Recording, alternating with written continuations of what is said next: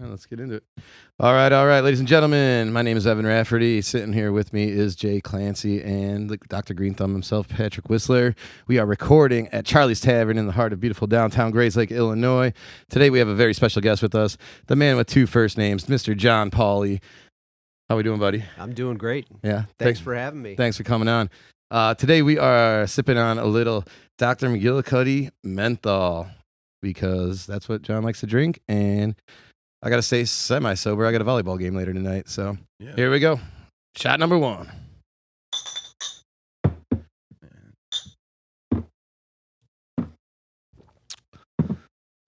Oh, yeah, and I forgot to say, we haven't done this in a while. I'm losing my touch. This is the 1, 2, 3, 4 Shots podcast.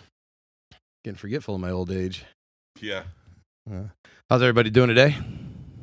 Good. Super. Yeah. Everybody have a good weekend? Yeah. Everybody got their underwear on the right way? Yeah, I do now. Okay. Little mishap earlier, huh? Yeah, well, you know. Were you in a rush or what? I was to be here on time, and I was only 30 minutes late. You were definitely not on time. Nailed it. Okay. At least I tried. Drive through at Jersey Mike's got backed up. No, I didn't go to Jersey Mike's today. Okay. Yeah. Well, with us here today is John Pauly, a man I had the pleasure of working with for a couple of years. Thanks for coming on, man. We appreciate it. Thanks for having me, dude. Been a while since I've seen you. Yeah, good to see you.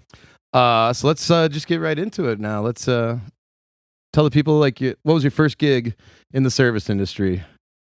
First service industry gig was in the 80s, if you could believe that. Like the 1980s? The 1880s. It was a prequel. No, I worked at a pizza place in Bloomingdale called Connie's Pizza. Oh, yeah. Who had quite a few locations, but How old were you? I was 17 when I worked there. Yeah. So that would be the first gig that I ever had. What'd they have you doing up there? Were you working the register? Were you throwing pies around? I was answering phones, and then it got to be like where I would work in the kitchen some days, and then I started driving when I turned 18 for insurance purposes. And then I actually was a dispatcher because they had a pretty extensive delivery service. So they used to have those trucks with the ovens on the back. Yeah. And I was dispatching there. And then by about the time they were grooming me for management, I gave them the old take care, comb your hair, and moved on. We always used to go to Connie's after the White Sox game when I was a kid. That's good pizza, stuff. man. That's what they still sell down there. I love their pepperoni. What year would that have been? Like 1993. Yeah, I was working there. Yeah. I was working at the Archer location probably 93, 94, right around that. Okay, so you bounced around to a couple different spots with them? Yeah, I worked at the one in Bloomingdale, like in high school and a little bit out of high school. And then they transferred me to Naperville, and I worked in Naperville for a while, and that was fun. And then they moved me down to their flagship Archer store. All right. That's when the grooming, hey, we're thinking we could make you a manager, if you're interested in make working you in the sell out restaurant work business. for the man. I know how that feels. Yeah, a sucker. No cash at the end of the week. This will be great. Yeah. I think a friend of mine's dad worked for their corporate. His last name was Monroe. Monroe might have been after my time. Yeah. It's not like that's a common name or anything. Yeah, exactly. Monroe. Wait, was that his first name? Because that would be rememberable. No, I don't know what the dad's first name is. But his name's Jameson, actually. All right. So how long you end up staying working for them? It's like 4 or 5 years, you said? Yeah, probably about, probably about 5-6 years combined. All right. So then you're about like 22, something like that. Yeah, and then I went down to the Chicago Mercantile Exchange and, tried for about 14 years to get rich. How'd that turn out for you?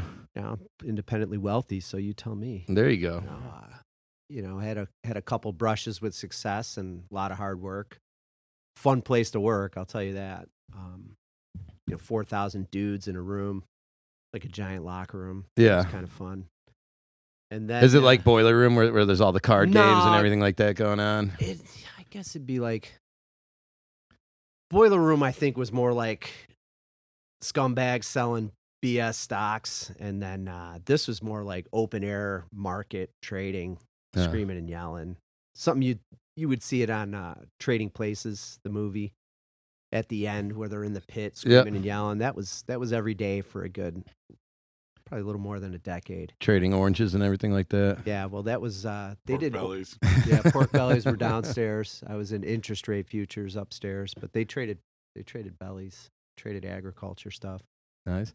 All right, so you get out of the business for a nice chunk of change, and then how do you end up back into it?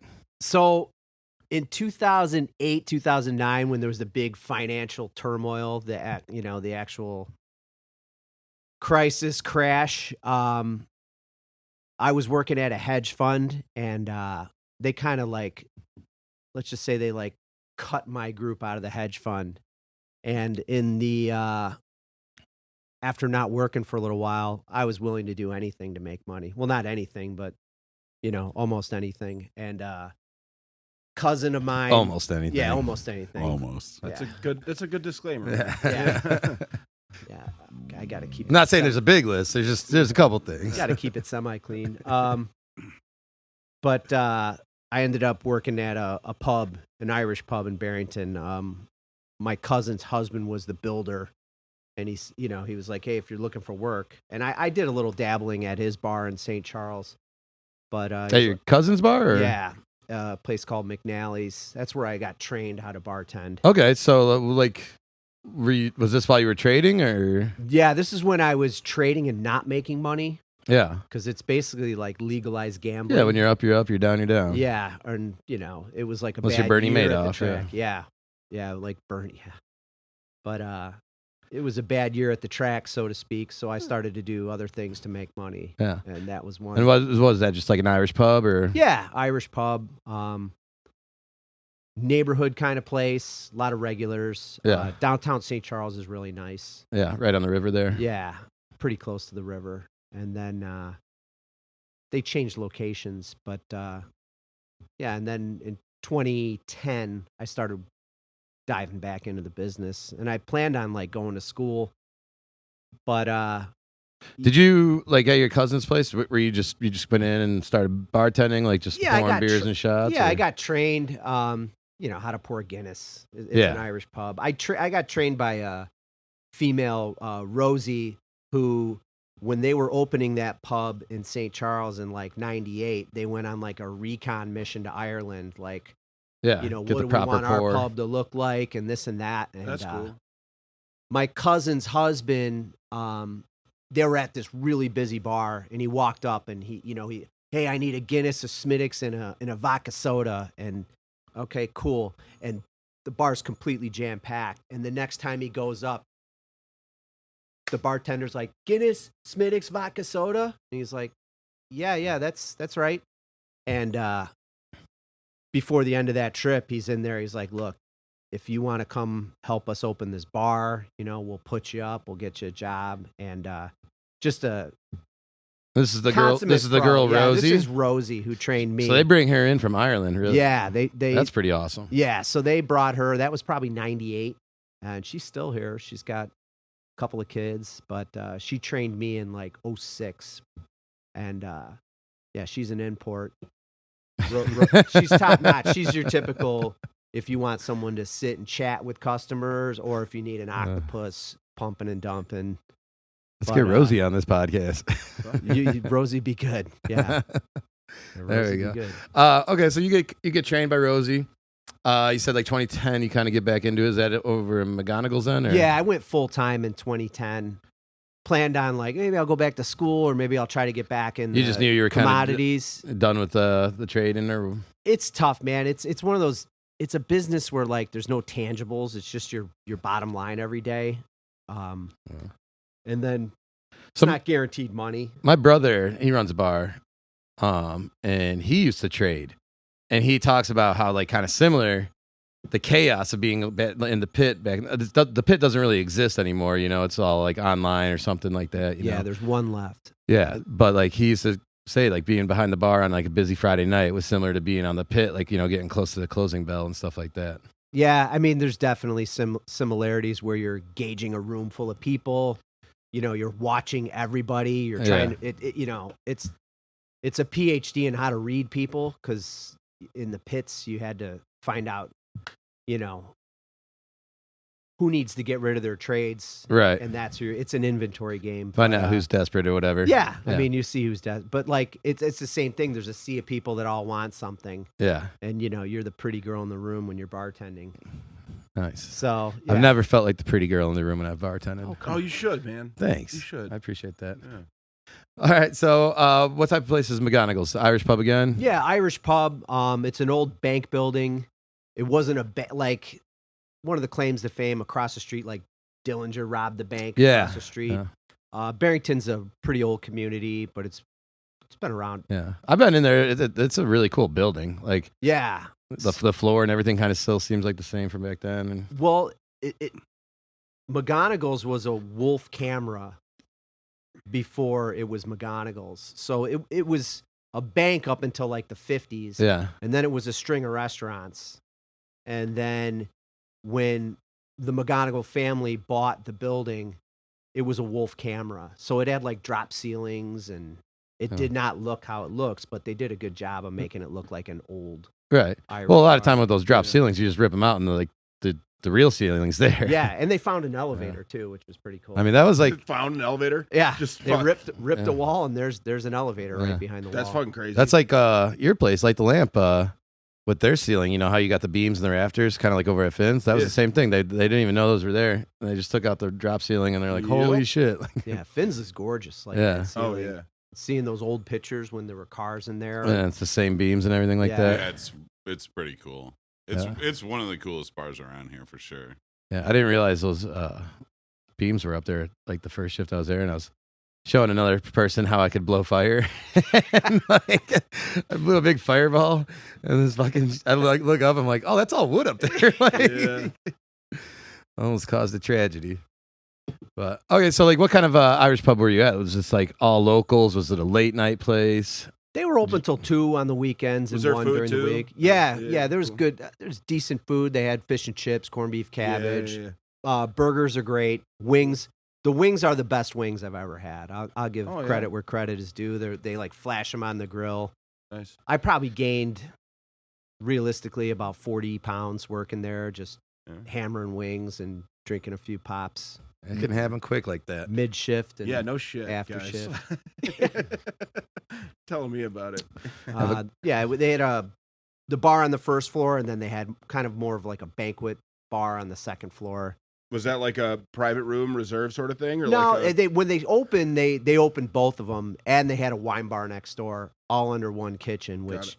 I don't regret. I mean, I don't envy that job. They had Yeah, 2 full Oh, menus sure, and yeah. one Like different kitchen, menus. that's Yeah. a lot of different shit, man? Yeah, that was insane. But then they started to turn that place into a banquet so they could limit the menu and stuff. And then the wine bar next door, I think it's on like it's nothing ever really catches there. They've tried a few different things. They've had a couple guys come in and rent some decent places, but So like when you like besides working at the pizza place back in the day, like when you got back into the business, you just went straight into bartending. Were you busting like bar back in, waiting tables at all? I or- served.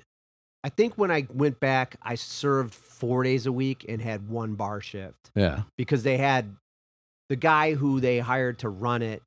He brought in all his own guys, and then they hired a bunch. They had like a job fair, and you got to remember, like in 2010, like nobody had a job. right. So like nowadays, like nobody wants to work, but in 2010, like they had a job fair and like 400 people showed up. Jesus, yeah. You know, and like I was a ex-commodities trader, a bunch of people going back to school.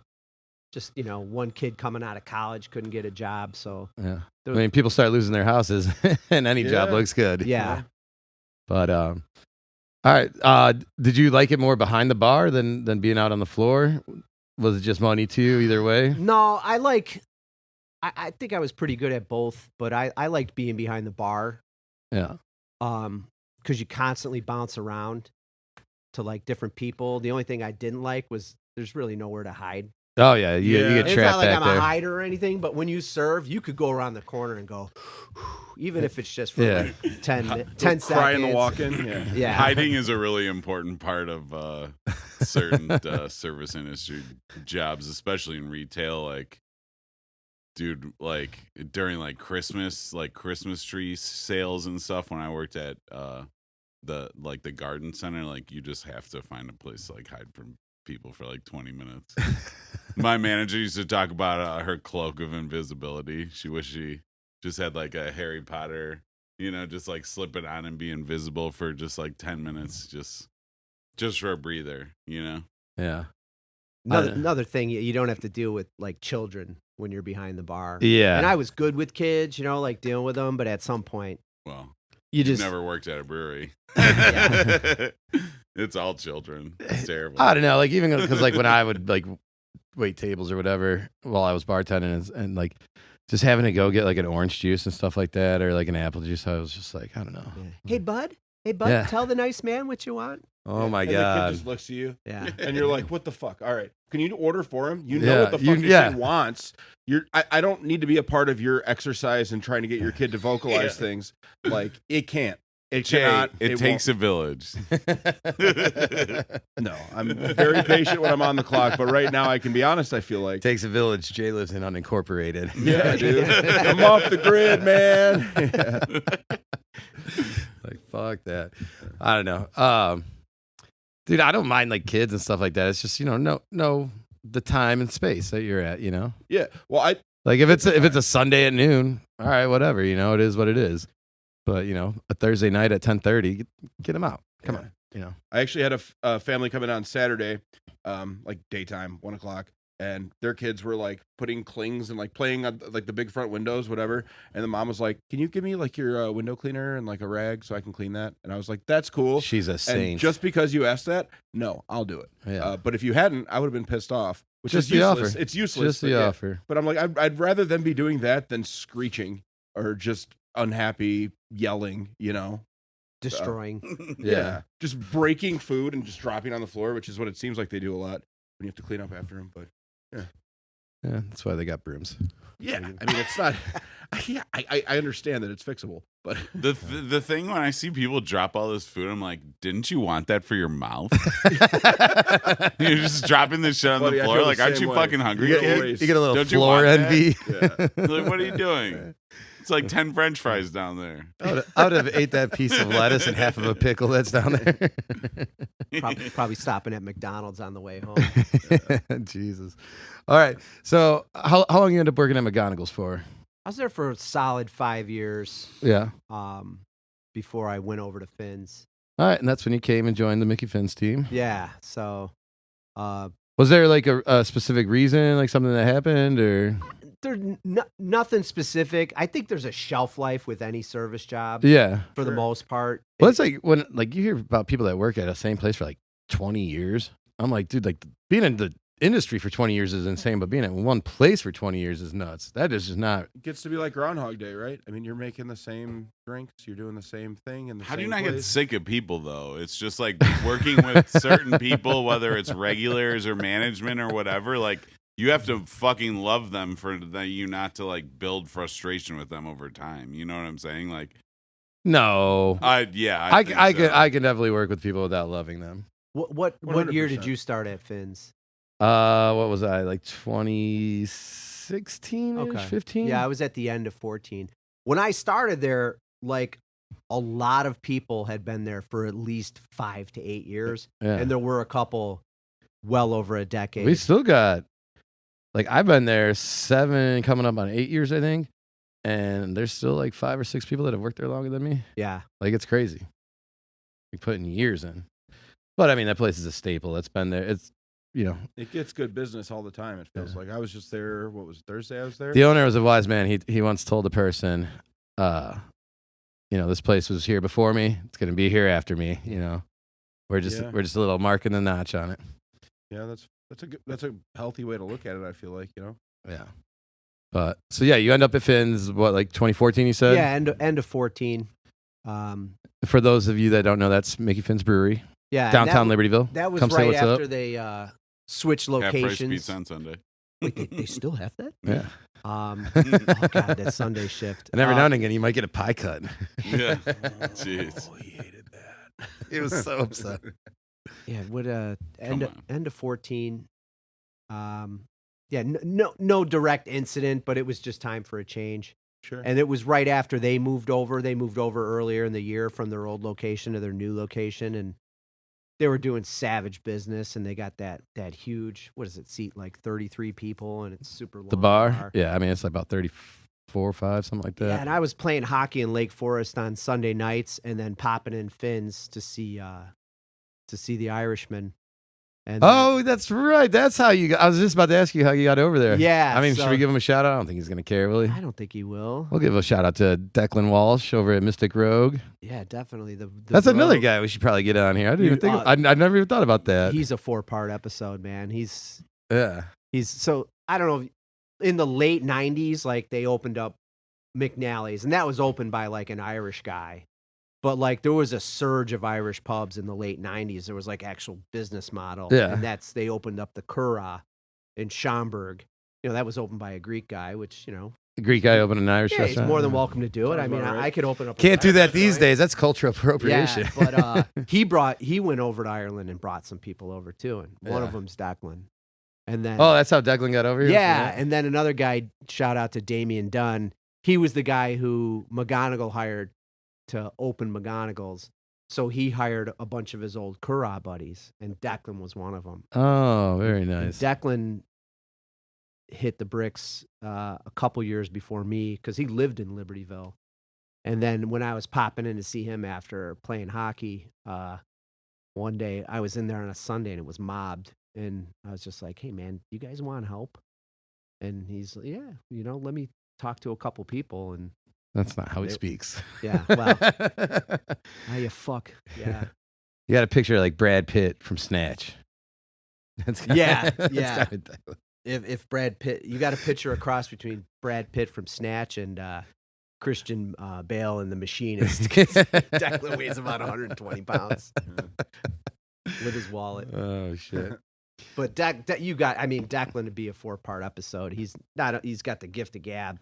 He's got a million true stories, Yeah. and I was there for a few of them. But he's one of the better bartenders I've ever had the pleasure of working with. Yeah. Me as well. Fucking loved working with that dude. He was always a blast. Yeah, Okay, so you were at Finn's for what, about 5-6 years, something probably like about 5. Yeah, I mean, if I was there in that? When did you 2014 bounce? It was like right before COVID? Right No, at COVID? It was before COVID. It was probably a little while. It was one of those things where I got a full-time day job and then kind of phased out a little bit. Where I was still working like Wednesday, Friday, Saturday, and then it was like, all right, I don't want to work this much anymore because I was Yeah. had a full-time gig, and then it was like it got down to like Wednesdays and Fridays, and then it was just Fridays, and then it was, do you want to come in at 8? And then at the end, it was there was no gold watch, and thanks for your service. It There was definitely isn't, man. it was a phase out, and that's not Yeah. disparaging to. Well, no, I mean, fans. like like you were saying, the gold watch and everything like that. No, it's more like here's a shot and a pat on the back. Yeah.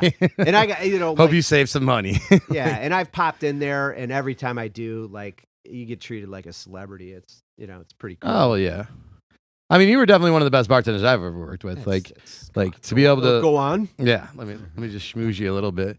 But like I was saying, like to be able to talk to like regulars during the day, like stuff like that, the Sunday day crowd for football, and then to be able to pump and dump on a Friday night when we were 3 deep, like Yeah. I've definitely seen you do it all like that. So that was always fun. And address problems. Like there's that's sometimes forgotten. Like, some people ignore problems. Some people can't spot them. Like same Yeah. thing working with you or working with Declan. Like, everything we got going on, we're still zoning the room. Like, Yeah. Holy shit. Yeah. This weekend, fucking college kids are back in town, man. yeah, they are. And it didn't happen Friday, but Friday we were kind of slow, and I was like, I even popped around a little bit to see like if any other bar was busy in town, like where are the college kids. Everywhere was slow Friday, and then Saturday night they all showed up, and holy shit. I mean, I probably cut off more people on Saturday night than I did in the past 2 months combined. really. Yeah, had a nice Navy boy tell me about how he was gonna kick my ass and all that stuff. I got a good Navy story. It's like you know what would happen if you didn't have 4 guys around you. I'm like, I don't know, man, but I do. So Yeah. it's time to go, man. Like, I say to the guy one night, Navy guy, he's like, He's like, you got a fucking problem? I said, look, man, I came here to make money, not beat the fuck out of you tonight. Yeah. You're Dude, dry. they You keep can't those walk. guys in like fucking 4-minute mile shape. They're all like a buck. That's what I'm 20. saying. I'm not trying to fight. You get like you get paid to like stay in shape. You know, sober, he'd probably kill me, but Yeah. like he can't even form a sentence, let alone Yeah. put the dukes up. Yeah. And I mean, I I'm was saying they're small. well, still, they'll go at you like a fucking spider monkey. Chip. Yeah. Yeah. But no, fuck. Get this shit. Saturday night, about 8:30, door guy comes running up and gets me. Goes, I just had to call the cops. I'm like, all right, like, what's going on? Some dude fell asleep in his car at a red light in front of our place. Like, just in the middle of the fucking street. What time was it? Like 8:30. That's not even that late, man. And like, I get out there and the cops are there. Yeah, I know. I'm not even Cop from wakes him up work. with like, wake the fuck up. Give him a good one. They pull him out, drag him around to like the alley by us. First thing in my head, I'm like, just please, God, tell me he was not in here, Right. Go walk around, see him. I'm like, oh, he wasn't in here. Thank God, like he gets in an ambulance. They take him off. Cops take off. They got to come tow his fucking car out of the middle of the fucking road. About like 2.5, 3 hours later, I'm sitting there at the door again. See someone come walking up the street. I grab the door guy. I'm like, that's the guy, right? Like, that's the guy that fell asleep. The guy comes up, tries to come in. And me and the door guy are like, you can't come in, dude. Like, there's no way you're coming in. And he's like, oh, that's right. The cops got my ID. And I'm like, well, that's one reason. But like, I also just witnessed you get a DUI. How is he out? Like, how is he? We got out on a bond or whatever. I don't know. Like, It's not even Cook County. yeah, it was. I was just like sitting there. I'm like, you seriously thought you were getting back? And like, he had a buddy with him. Like, a buddy was like coming across the street to meet him. And I'm just thinking, like, what kind of friend are you? Like, your buddy he got taken away in an ambulance, so he had to go to the hospital. They were probably drawing blood on him and shit like that, And then like your buddy's like, meet me at the bar you just got arrested in front of. I mean, you can't get another one tonight. Well, don't you think? No car. Don't you think that's like your friend should be like, hey man, like let's go like home and talk and try to figure your shit out. Yeah, Are you sure he was like drunk, passed out, and not just? I don't like, actually. I don't think he was drunk. Other His stuff? appearance gave me the image, that he was probably just high on life and drugs. Yeah. Is life a new drug I haven't heard about? I've been out of the game. That's all like kids have. But I was like, dude, like the fucking balls on you just to be like, yeah, why can't I get in here? I don't know if it's balls or lack of brain. Stupidity is a strong drug as well. I have seen sober people fall asleep at red lights or trains before, though. Oh, yeah. My buddy, his dad owns like a lumber factory on the south side, and this chick that used to work for them fell asleep at like a long metro train. And he said he Still was a pretty short driving to train, work and there relatively. was like crazy traffic, and he's like, what's going on? And it turns out it's because like Just sleep everyone on the deprivation. south side had to pull around her at the railroad tracks because she's just like slumped over the wheel, fucking sleeping. Because Eileen snoozing at the Camry. Yeah. Oh shit. But yeah, that was, I don't know. For how like quiet Friday was, Saturday was just like surprises left and right. See, I haven't bartended in quite a few years, and just to hear this stuff, like, because people ask me, "Hey, would you go back?" I was gonna say, you don't miss it? Well, I miss the good stuff, I mean, I miss the good regulars and miss the cool people I worked with, and sometimes you do feel like a little bit of a mini celebrity back there. Oh, you I definitely do. Miss having the little barrier between you and the public, but No one could but then you touch you tell me unless you- stories like, oh yeah, the college kids. That I immediately was like, oh man, I fucking hated those kids. Like, not all of them. A lot of them knew how to behave, but man, Some of them. They're like, I want a vodka, Sprite, and then they turn- turn to Oh, the 10 and then people you behind them walk and start away. asking. Dude, yeah. If your I've- order is discontinued, figure it out. I'll be back. If I'm busy. yeah, I they're don't give a shit. waiting. Can I help you? Hang on real Yeah. quick. We'll get into that in segment 2. Yeah. We are here at Charlie's Bar and Tavern. What do you guys actually call this place? Like Brendan told me Charlie's Tavern. Garden Club was the official first name of it. Shut the fuck up. I'm not kidding. Why is it a garden Because club? there's a garden. Yeah, there's a beer garden. That makes it sound like a bunch of old ladies fucking hanging out talking about I mean, it's hydrangeas also and named shit. after a Well, you dead have to be in Yorkshire the club Terrier. to know so it's not. this bar's got a lot of weird stuff going on. Charlie was a Yorkshire That's Charlie Terrier. right above that mirror right over there. It was a dog. Yeah. There's no guy named Charlie. No, the guy's name was Jerry. Named it after his dog. It was Bill's Tavern before that. In 1987, he bought it, named it after his now dead dog. Well, he's dead too. They're all dead. No, he broke the world record as the oldest dog. It's Charlie's 43 years old. Yeah. oh my god, this is the weirdest Just fucking. getting residuals. It's the weirdest Irish like pub tavern in the world. It's a garden club where we have little terriers running around. Oh yeah, there's dogs in here all the time. I would guarantee this is not the only bar named after a dead terrier. There's probably There's no hundreds way. of them. Yeah, they're all. Is this an English pub? Are we actually in an English pub? No. That seems more like an English thing than an Irish better thing. not be? Or I've been living. Oh, they a all lie. love their terriers. All right. Well, anyways, we're here at Charlie's Garden Party in the heart of the beautiful downtown Garden Great Club? Garden Club, the heart of beautiful downtown Grays Lake, Illinois. Again, the man with two first names, Mr. John Pauly. Thanks again for coming in. This is going to be the end of segment 1 and time for shot number 2. Cheers.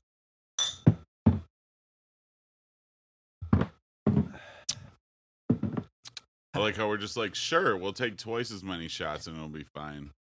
Well, it's number like- 4. This Yeah, is- but it's like half this is the a alcohol. responsible shot. Yeah, it's Is McGillicuddy's. It's like 30, 22%, It's like Scope. 24 24. Yeah. compared Yeah, to. but the sugar in it makes you that much more fucked up. You know that. That was my on the job I don't know that. shot because Oh. of the low alcohol, the Yeah. sweet breath. I worked with a guy who he was pissed off one day and he's like, "All right, you're gonna go to the store right now." He was a journeyman and I was like an apprentice, right?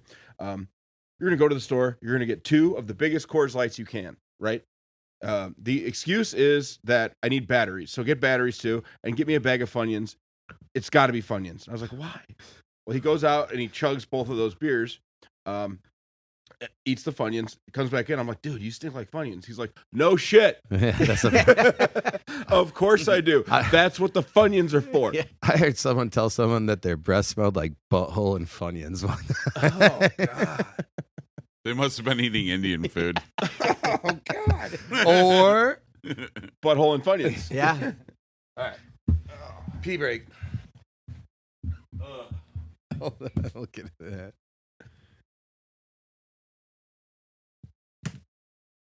Everybody good? Yep. All right, ladies and gentlemen, we are still here at Charlie's Tavern in Grays Lake, Illinois. We still are here with John Pauly. My name's Evan Rafferty. You got Jay Clancy, Patrick Whistler. This is segment 2 of this episode of the 4 Shots podcast. Where we left off, we were talking about like the college kids and everything like that coming back to town, especially like if you work in a suburban bar like we all did, whatever. You definitely get that influx in the summer where all the college kids come back and they're going to just raid you every weekend and a lot of times during the week too. Here's my question. They're good for business, but we definitely hate them. Like, Yeah. you know, like they will test your patience. They are annoying. They can get sloppy. You know, they want to argue with you. They got a lot of testosterone running around. You know, they always want to fight. They always want to do stupid shit. One thing that drives me crazy is they all want to do that stupid fucking trick where you take your beer bottle and you smash the top of the other person's beer bottle and it overflows and then they got to fucking drink it and they think it's hilarious. And I'm always yelling at people. I'm like, if you do that again, like, you're going to have to stay here afterwards and clean this fucking floor. Like, it fucking drives me crazy. Gentlemen. Oh, you just kick those kids out. Well, it depends on where you're at. But like here, I see that shit. You don't even give them a warning? No, fuck that, dude. Oh, jeez. Come back the next time. Be better. You don't get a warning tonight.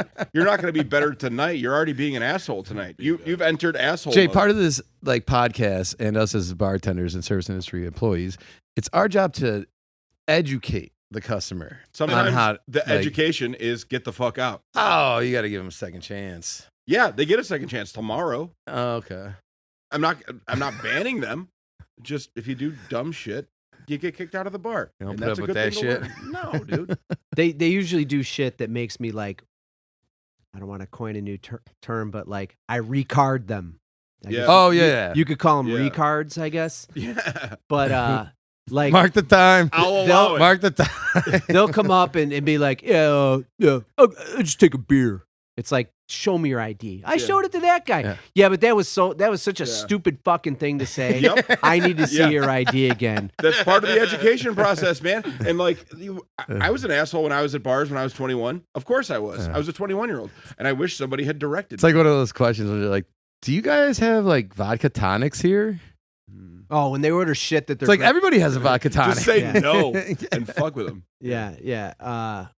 If they order shit that their grandparents drink, Yeah. like what? There was this girl. She came in. She was smoking hot. But what is it when it's half soda, half? A press. Yeah. Yeah. And she'd be like, "Oh yeah, I'll take a vodka press." I'd be like, "Show me your ID again. That's something your grandma." What is I that? thought you'd have some. It's like soda with a splash of Sprite. Yeah, or soda with a splash of sour. It's funny. Sour, yeah. Yeah, like I keep forgetting all these drinks that I used to have on a Rolodex. But it's funny, like It's a Rolodex. Is in my head, I thought you had some college kid, like a dude coming in being like, "Can I have a brandy Alexander, Yeah, I please?" thought- I was thinking hot toddy. Yeah. a Brandy Alexander. Like, get the fuck out of here. Where'd you want hear one. that? Can I get a grasshopper, please? I want one too. Actually, There's a good joke there. Yeah, Oh, it's a You know, great I joke. fucking love that joke. I stay stocked with the liquor for Brandy Alexander's and Of course you grasshoppers at home at all times. That is a home drink for sure. Dude, or a Wisconsin Supper Club drink. Yeah. We went to one in Door County with my college roommate's parents a few years ago, and we got like the full lineup of like Yeah. the Amaretto. The only time I've Alexander, ever had a Brandy. brandy Alexander was at a Wisconsin Supper Club. Oh, they're so It's the only good. place you should drink one, I think. They're so good. I Uh, mean, it's just a booze. I thing. actually had one person like try to order one, and I'm like, "Well, I don't have ice cream or a blender, so get the fuck out of here." Like, Yeah. Yeah, I'll pour chocolate milk in some brandy if you want it. I was that does like sound super, good. super, super Yeah. busy at McGonagall's one night, and it's one of those 3 deep situations, and you're just taking care of everybody, and I lean up to the lady, "Yeah, what can I get you?" And she's like, "Yeah, can I get a mojito?" And I just was like, "Fuck no!" and turn around, went Oh. away, and then Oh yeah, dude. Have you seen my drink menu at Finn's? no, Oh my god, you would hate me. You would No. hate me. It started out of necessity during like COVID, like when we were allowed to have like patio and shit. Like so, we had bartenders that was like, "I'm not gonna give you a half a share if you're just pouring beers." So we started doing like cocktails and stuff like that. But we got mint. do you got to bust out any flamethrowers or any shit like that? No, nothing like that. Okay. Nothing like that. We do some like I make some syrups and we do some like classic drinks with a twist and stuff That's like that. fine. Yeah. Just, I mean, You know what if you you're need? prepped right. Orchid flowers. You can eat these. Oh my god, I worked at a place that had those. Yeah, they're like a buck a Oh. piece. It's so stupid. It's so stupid. You order a bundle of them and half of them are fucked up, and then like I worked a private party one time for a guy that Evan and I worked with, Kevin. And Kevin's like, "Hey, you want to work a private party? My buddy's engaged and they want a bartender." So I put the black pants and the black button up. And they're like, Did you really? Yeah. And like, when I made drinks for everybody and, everything was great. But like right beforehand, the bride comes up and gives me all the orchids, right? And hey, I want you to make cocktails with these later. I go, "You got it," And at the very end of the night, things are clearing out, and I turn around and there's that big stack of fucking orchids that I didn't. You just even start touch. eating them real quick. I got to get rid of some. Feed them to an iguana. That's funny. Like, so I did a private bartending thing one time for a guy's birthday, and this was like right when I was starting to do the cocktail list. It was right after COVID and stuff like that. And it was, regular, and his wife was like hiring me for her husband's 50th, and I just showed up in like shorts and a t-shirt. I was just like, "I'm here." I had like a fucking like New Belgium shirt on or something like that. yeah, nice. Flip flops. Yeah, but Be I like, got them all. "Hey." I got them all drunk, and they had a good time. It was great. Yeah. Can you pour a drink? Can you keep it flowing? Can you keep them under control? Like, I give props to that guy Remember too, what man. people drink. I That's had- huge at those events too. I had about People love 7 that or shit. 8 cocktails on this list for this guy, and I hope they don't mind me telling this story because I love both of them, the wife and the husband. I had like 7 or 8 cocktails, and like probably about half of them were doubles. And this dude went up and down the list like 2 to 3 times. I was like, you are a rock star, sir. Like on your birthday, just nailed it. Do I know them? I don't know. Maybe. You might. What do they drink on the regular? Beer. Okay. He's like, yeah, that is. Beers on the reg. Got Tracks. Yeah. Can I Beers get a on beer? the reg. Yeah. But they're the wife is really good friends with the redhead that sometimes works at Mickey Finn's. Let's move on. Yeah. Yeah. We'll keep it going. Allison. That's what we'll cut it out. Talk about working there forever. She's been working there since she was like 16. Yeah. She's like 42 or something. Not 16. We're definitely gonna have to cut this whole minute out. That's fine. That's All fine. right. All right. So going off of that, one thing I always hate with the college kids is you will definitely get the pukers. And I've literally yelled at kids, like when you see them making that face and making the bolt towards Yeah. like the bathroom, and I'll yell at them like, "Don't you fucking puke in my bar! Like, don't you fucking!" And like they'll just look at me like, you know, who the fuck is this guy? I'm like, you fucking run, like run to the. It's either a garbage can, toilet, outside, something, you know. Dude, like, this kid on Friday night takes a shot of tequila with his buddies, and he's making the face, and I see him, and he's like doing the. oh man. So I just handed him a trash can. He's like, "No, I'm good." I was like, "How about you hang on to it for like 30 seconds and make sure you're good? Because I'm not fucking cleaning that up, and you are if you do that. You know, like."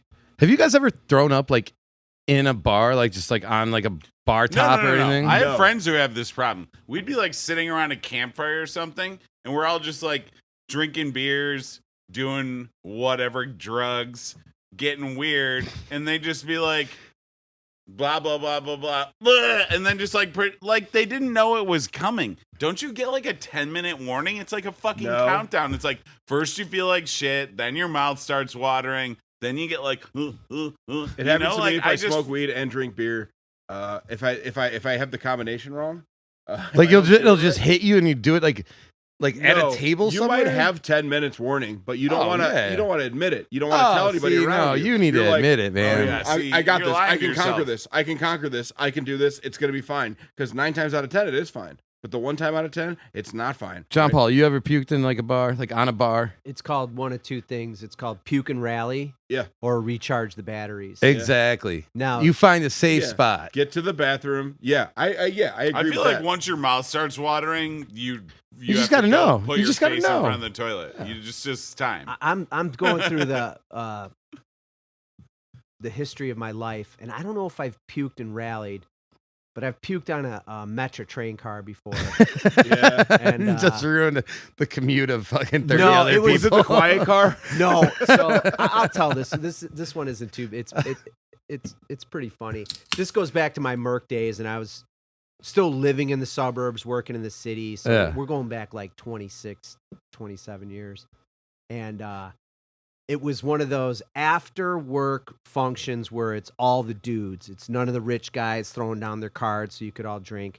It was just all the grunts. And we were at this place called Big Herms where you could get like a cheeseburger and you could get a little. Say big perms. Yeah, they also had what was called, and only some guys Herms? will know. Yeah, Big Herms. Yeah. And it. Big perms over What here. up, big perm? Yeah, but you could also get a $50 cheese puff. But yeah, so anyway, we're at Big Herms playing Golden Tea back when it was a newer thing, and I must have had 20 some odd beers, and then took the train out. It was my brother and I living at home, and it was towards the end of the trip, and I went downstairs because a kid we went to grade school with was screaming at people or whatever, and I, whatever. So I'm sitting there and starting to spin. And there's the garbage right there. And I lean over and just start heaving, right? And my brother is with the conductor in the vestibule. And I'm like, oh my God, I'm going to get in so much trouble, even though I was. Dude, you got it in hammered. the garbage. That's a plus. Well, Like, I'm puking. And I'm waiting to get like pulled off by my scruff, like the old timey, get out of here, yeah. kid. And I look up and the conductor and my brother look like two old friends laughing their ass off. They're just like, ah, ah, ah, ah. So yeah, Yeah, it was a nice. little. That conductor parties, man. He's cool. Oh yeah, I Yeah. mean he's been there. We had a great conductor that me and my buddy used to take the train home from the city, and he had this little pencil thin mustache, and he was like vaguely Hispanic. Like he wasn't like a Mexican dude. He was just like he looked like Zorro. You know what I mean? And like we just created this whole like narrative that was made up out of nonsense that he like ran to bet on the ponies in between shifts. Like he was like coming. He was doing like the morning shift an hour before we worked, and then he was like doing the afternoon shift an hour after we worked. Like this guy was on the train at like 9 a.m. They take and one 9 down, they p.m. take one back Like, usually, right? Yeah. So we're like, yeah, he's been betting the ponies all day. And we had this whole narrative for You got the him, but newspaper like all rolled up, like I feel like you get to know the conductors on the train even though you don't really talk to them. You know, Yeah. I had a pass. You just like kind of hold the pass up, or you like put it on the clip next to you. You know, and then no one talks to you. It's the best way. yeah. I was living downtown, working downtown, but I would come back out during like Lent to help out at the fish place that out here, and I'd have to take the train, and I'd get out of the restaurant I was working down there, like I'd get home at like 3 a.m, and I'd have to catch that 8 a.m. train to come back up here to work all day, like on the Fridays in Lent. And the conductor, because I missed my fucking stop one time and woke up out here and had to go back to Mundelein. But the conductor like recognized me because I would be wearing like chef pants and stuff like that, and he would just wake me up like at my stop every time. Be like, "Come on, man! Like this is you." I was like, "Thank you, thank you." Do you know what they call the late train out of the city? It's not the red eye. No. The vomit comet. Yeah. That's what I called my high school car. Yeah. Mine was named Wilma. Yeah, we called ours Bertha. Oh, that's a good one too. What were you saying? You had someone puke in a urinal this weekend? Oh no, last weekend. Yeah. So it's about it's gotta be 7:30. You know, Dude, that shit is fucking annoying. Like, I definitely don't have a problem if someone pukes in the toilet. Like, all right, like you probably got to go still. Like you puked, but like at least you got it in the toilet that you can flush. The urinal. So I've got some tips and tricks for the service industry workers here. They have that mat, the urinal mat, which has little holes in it. So ideally, you can pick it I up. think it's called a urinal mint. Is it the flat thing that goes at the? It's supposed to Oh, smell he's good, talking right? about like the plastic cover. Not the urinal. Oh. It's like mesh, you know? All right. Almost, yeah. So that the holes are too big. So it didn't get all the solids. That was my issue with it. So what I did was I took the spike that you put tickets on, and I poked a bunch of holes in a plastic cup to filter out all of the solids. And I almost threw up like 3 or 4 times myself. Dude, you doing went this. like your hand went in there. I was like wearing you- gloves. You were scooping puke out of a fucking urinal. Literally, with a yeah, cup. it wouldn't flush. There was no other way to do it other than fucking 86 the urinal, which you can't do. But I did. Yes, you can do that. I did for the night. I did it at the end of the shift because, like I said, I was walking in there and I was about to do it. Did you throw up? No, but I got really close. Could you have done this without throwing up? Like, I would have puked. Here's the thing: because I let it sit for a couple hours, everything cooled down, so the smell wasn't as potent. I think, and that's another tip and trick: is let the vomit reach room temperature, closer to room temperature before you try to clean it. Let it render. Yeah, and we could talk to a janitor if we want to about this, but I think I'm onto something. So yeah, I scooped out because this guy must have just eaten. It was, you could tell what he ate too. Yeah, it was solids, and so yeah, filter that out, spray the whole thing down with Star sanitizer. Every brewery has that. Did you spray yourself down with it too? No, but I washed my arms up to my elbows. Gross. But yeah, it was gross. It sucked. No. And like who else was going to do it? Was I going to make my busboy do I'd it? rather have you puke on the floor than in the urinal. Yeah. Because then I could just like throw the sawdust shit on it and sweep it up. But like when it's in the urinal and it clogs it, like you're the worst person in the world. Like you might even think you're doing a good job, like or helping us out, but like it's You are like not. garbage can, toilet, floor. Those are your options. Or get the fuck outside like an adult. My Don't options puke were in front of people. to do it myself, and I've already been broken by this industry a little bit, or have the 17-year-old busboy. How long have you worked in this industry for? 10 years total. I said a little bit. I'm not like totally beaten down, but like I've already seen the disgusting things that people do, or have the 17-year-old busboy who has a promising future do it, and Oh, I'm definitely making him do it. No, Yeah. absolutely not. He's too nice of a kid. I'd do it if I'm managing. I'm not going to make anybody do anything that I'm not going to do. Are you fucking kidding me? Absolutely not. I've already done that though. Yeah, but I worked with a really smart manager, and he was like, I couldn't wait for the first time somebody blew up the bathroom, because he'd gather everybody and he would do it in front of everybody. Yeah. So he's like, to show you, I'm willing to do this. Yeah. All right. So you're going to have to do this next, and this is how we do it. So Yeah. he'd get the kit out. I don't know if it happens. See, I do that at work. I like do the bathrooms and like chase homeless people out and like do all the bad shit. Throw that in there. Yeah. Because like, you know what? And he's like, you know what the real shit You're not gonna is catch dealing with people. Now I know how you lost that 15 pounds. Yeah. Like dealing It's like with a Benny Hill montage of Pat chasing a homeless lady. I'm just saying, like, Him getting hit in the face. I'm gonna with a clean bag the of bathroom, apple but you juice. have to talk to people. That's Yeah. the real punishment. I don't know, man. you I have got to talk to people. a bad gag reflex. I'll fucking throw up. I can't do that shit. Oh my I mean, God. me too. It sucked. It was not fun, but Like I hook up whoever does have to go clean it. I hook you up. Like whether I give you a little cash or like a beer, like a 4-pack of beer or something. Like I'll help you out, man. Did I ever I tell can't the- do like shit and puke. No, Is that, I your kryptonite? Because every nurse, Dude. if you ever talk to a nurse, ask them what their kryptonite is. Some of them it's spit, some of them Yeah. it's urine, Blood. whatever, blood. blood and semen. But they Not all have mixed their together. one, and they'll tag in and tap out and Yeah. ask them. I almost fucking if you wanna stepped in start someone puked in the front of this place last night. I know exactly who it was. And I too. almost stepped in it, and like you could just hear me like gag, and I'm like, oh, like stepping You have in to hot shut your dog brain shit. off. Oh my a little God, bit. dude. Stuff It's- like that, shut your brain off. Stop thinking about Oh. it. The more you think about it, the worse it is. It just has to get done. You have to get through it, and that's it. Have I told you guys the cocaine shit in the urinal story? Yeah, Yeah, I did. talked about We that talked one. about that on the podcast. Okay. We'll tell you that one off air. Yeah. or we'll make you listen to the episode. But yeah, I don't know if that came out yet. But, No, it was a while. oh, that was ago. the Anna episode, I think. Yeah. Oh yeah. I Well, did. there goes my next story. So can we move on? There could be another one. Yeah. Yeah. All right. Dude, I'm gonna go off that. Did I tell you about like someone's locking my middle urinal? Locking. Yeah. Every Sunday, Like taking a flat. every and- Sunday I'm in there. I think someone's just in there shitting all the time. And I figured this out about a month ago. Wait, urinal or stall? Stall. Stall, Sorry. okay. Yeah, stall. It's And like, what kind of highfalutin place has locks on their urinals? Well, you can turn them off But, with like- just a flat screwdriver. it's every I thought that's Saturday. what you Like it's pretty much every Saturday night. Someone is locking the middle stall and, And either then climbing climbing over or out? climbing under.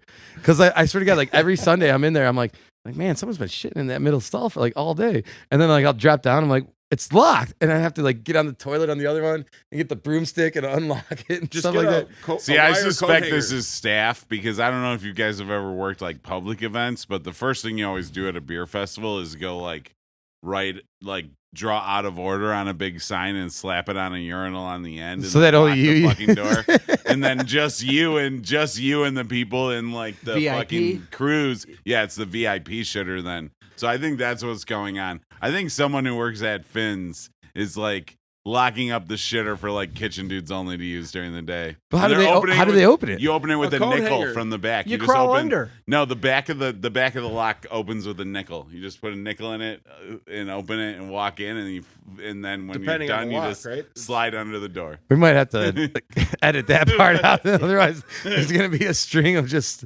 stall doors getting opened all over the country Yeah. to the I'm 150 not people worried that about yeah. You want to watch? Oh, shit. That'd be a really funny way to get arrested, though, if we all got in trouble because we started that. We're like, God damn it. All right. They must have been the ones who started this Yeah. trend.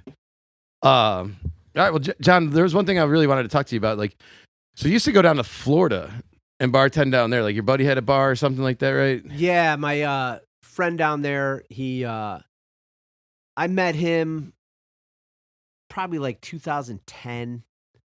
My brother lived down there, and we were looking for a place to watch the Blackhawks because they were on fire. And a bunch of different people told you, oh, you got to go to the Drunken Clam. It's a hockey bar in the middle of St. Pete Beach, Florida. I thought that was in Quahog, Rhode Well, Island. they actually they had to Family Guy reference. they had to Yeah. sign a bunch of stuff in order to name it the Drunken Clam. Oh, They really? can't use any Family Guy likeness or anything. So, but they ended up getting permission to open up the Drunken Clam. And now if you go down there, there's the Drunken Clam, the Toasted Monkey. There's a bunch of different Yeah. drunk animal named places, but the Clam was it. You could still smoke in this bar, and they yeah. showed hockey. Were you guys on the beach or? The Clam is across the street from the beach. Okay. So my brother and I, we go in there to watch the Hawks playoffs, and there's every game on TV. And the bartender is this dude, Chris. And Chris is a guy, if sitting with you guys, I just say, keep it simple. Chris is one of us. Yeah. Chris can bartend. Chris could work a room, keep you happy as a regular. Octopus when you're busy. If it gets rough, he could get out there. So Chris is like one of us. And opens the bottle with his forearm, that kind of shit. He knows when you point the bottle. There's a secret if you're bartending. If you see a bottle get pointed at the ceiling, they're ready for another one. Absolutely. Or they're leaving.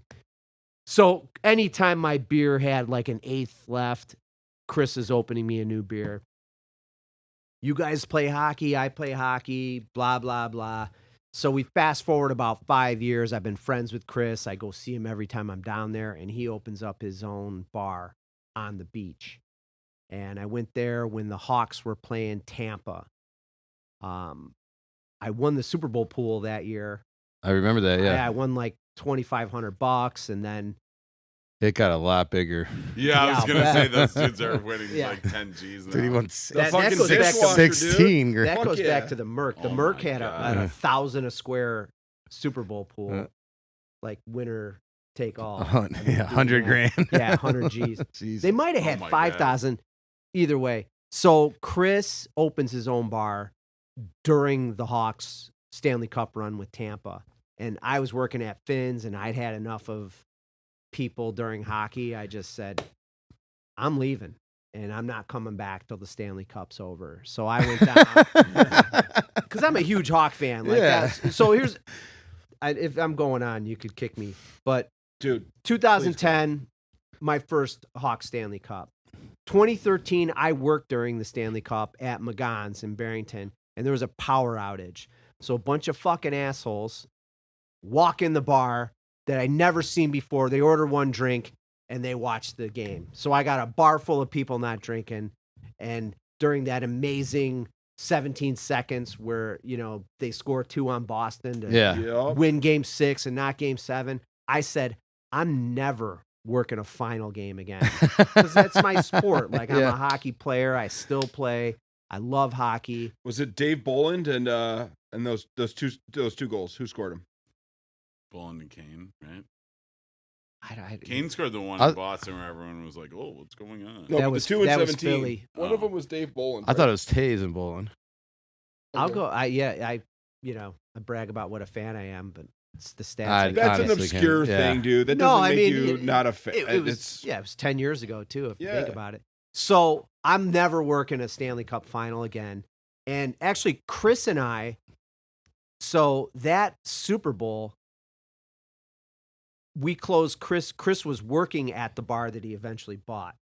So we didn't even watch the stupid Super Bowl. Like, we're on the beach, and I woke up at 2 a.m. to like 50 text messages, missed FaceTimes, missed calls.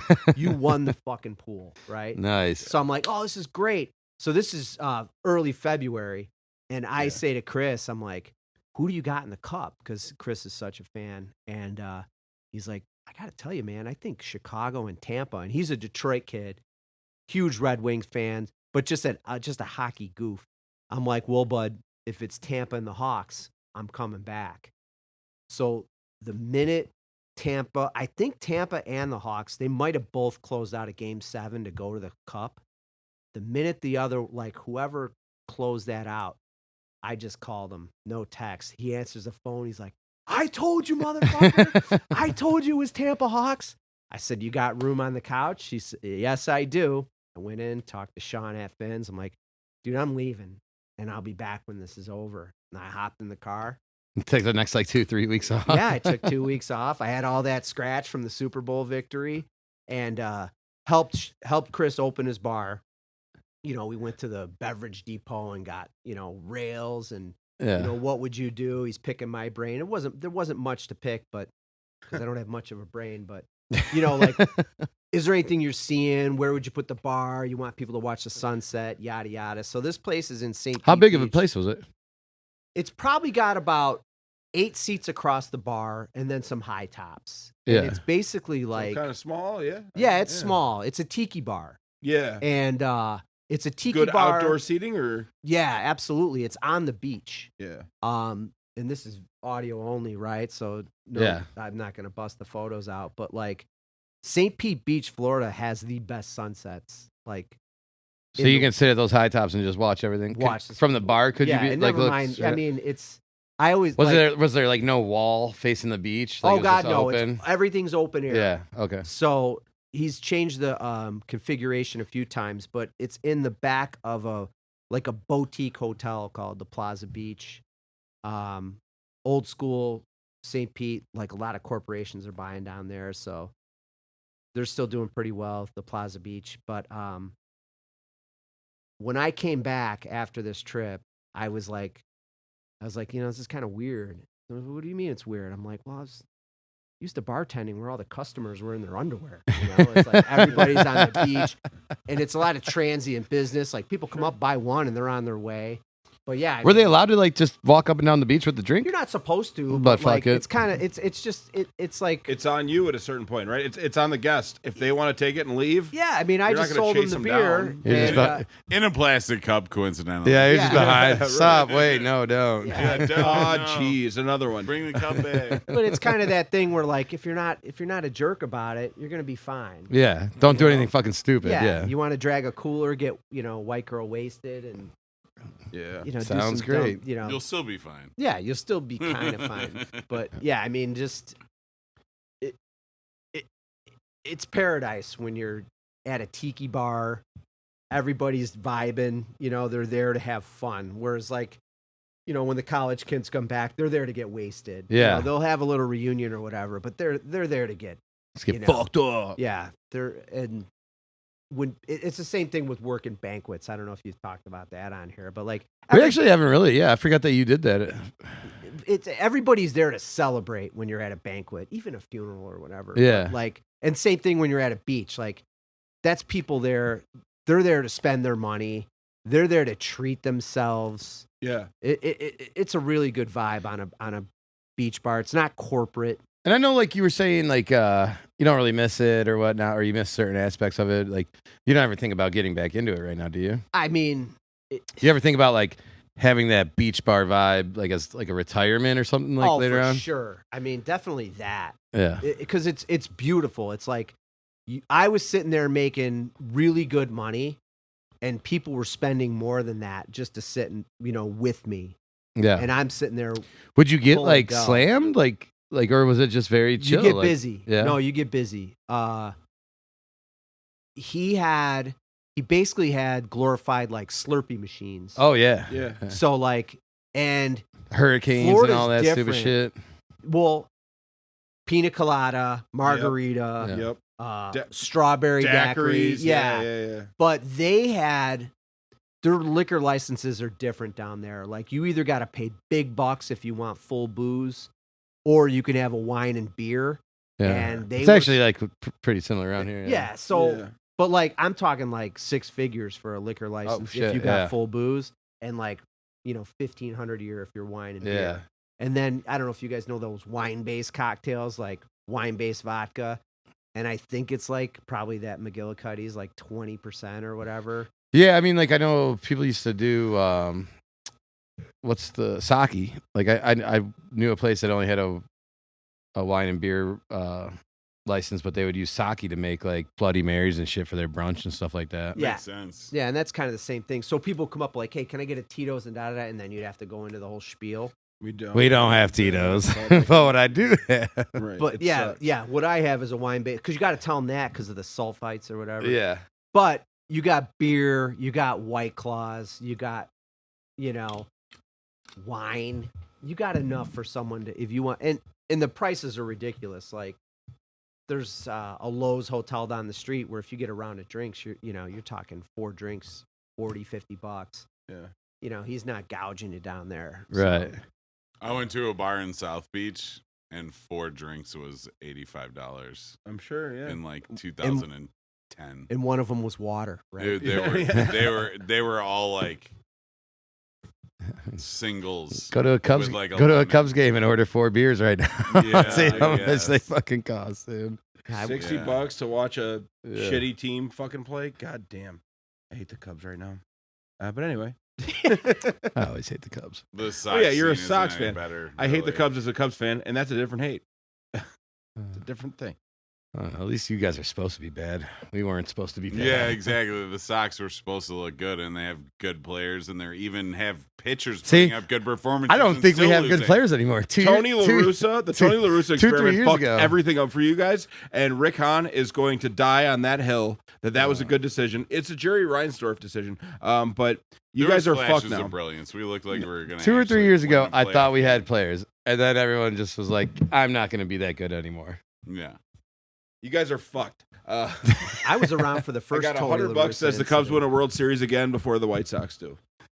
Anybody want to None of us will be alive to collect that bet. Yeah. It's not gonna be at 108 years again. 109. Hey, it was I only like fucking 97 for the White Sox or something. It's 2005, 6. Yeah. Was it 5? 5. But Five. before that, it was Yeah, like now you guys have the 1918 longer drought. or something. How's that feel? Whatever. Whatever. Sorry. All right. Well, that. No, I'm not sorry actually. Yeah. Stop being mean today, dude. You're like, We're talking shit about sports, dude. yeah, you're being abrasive. I'm just saying.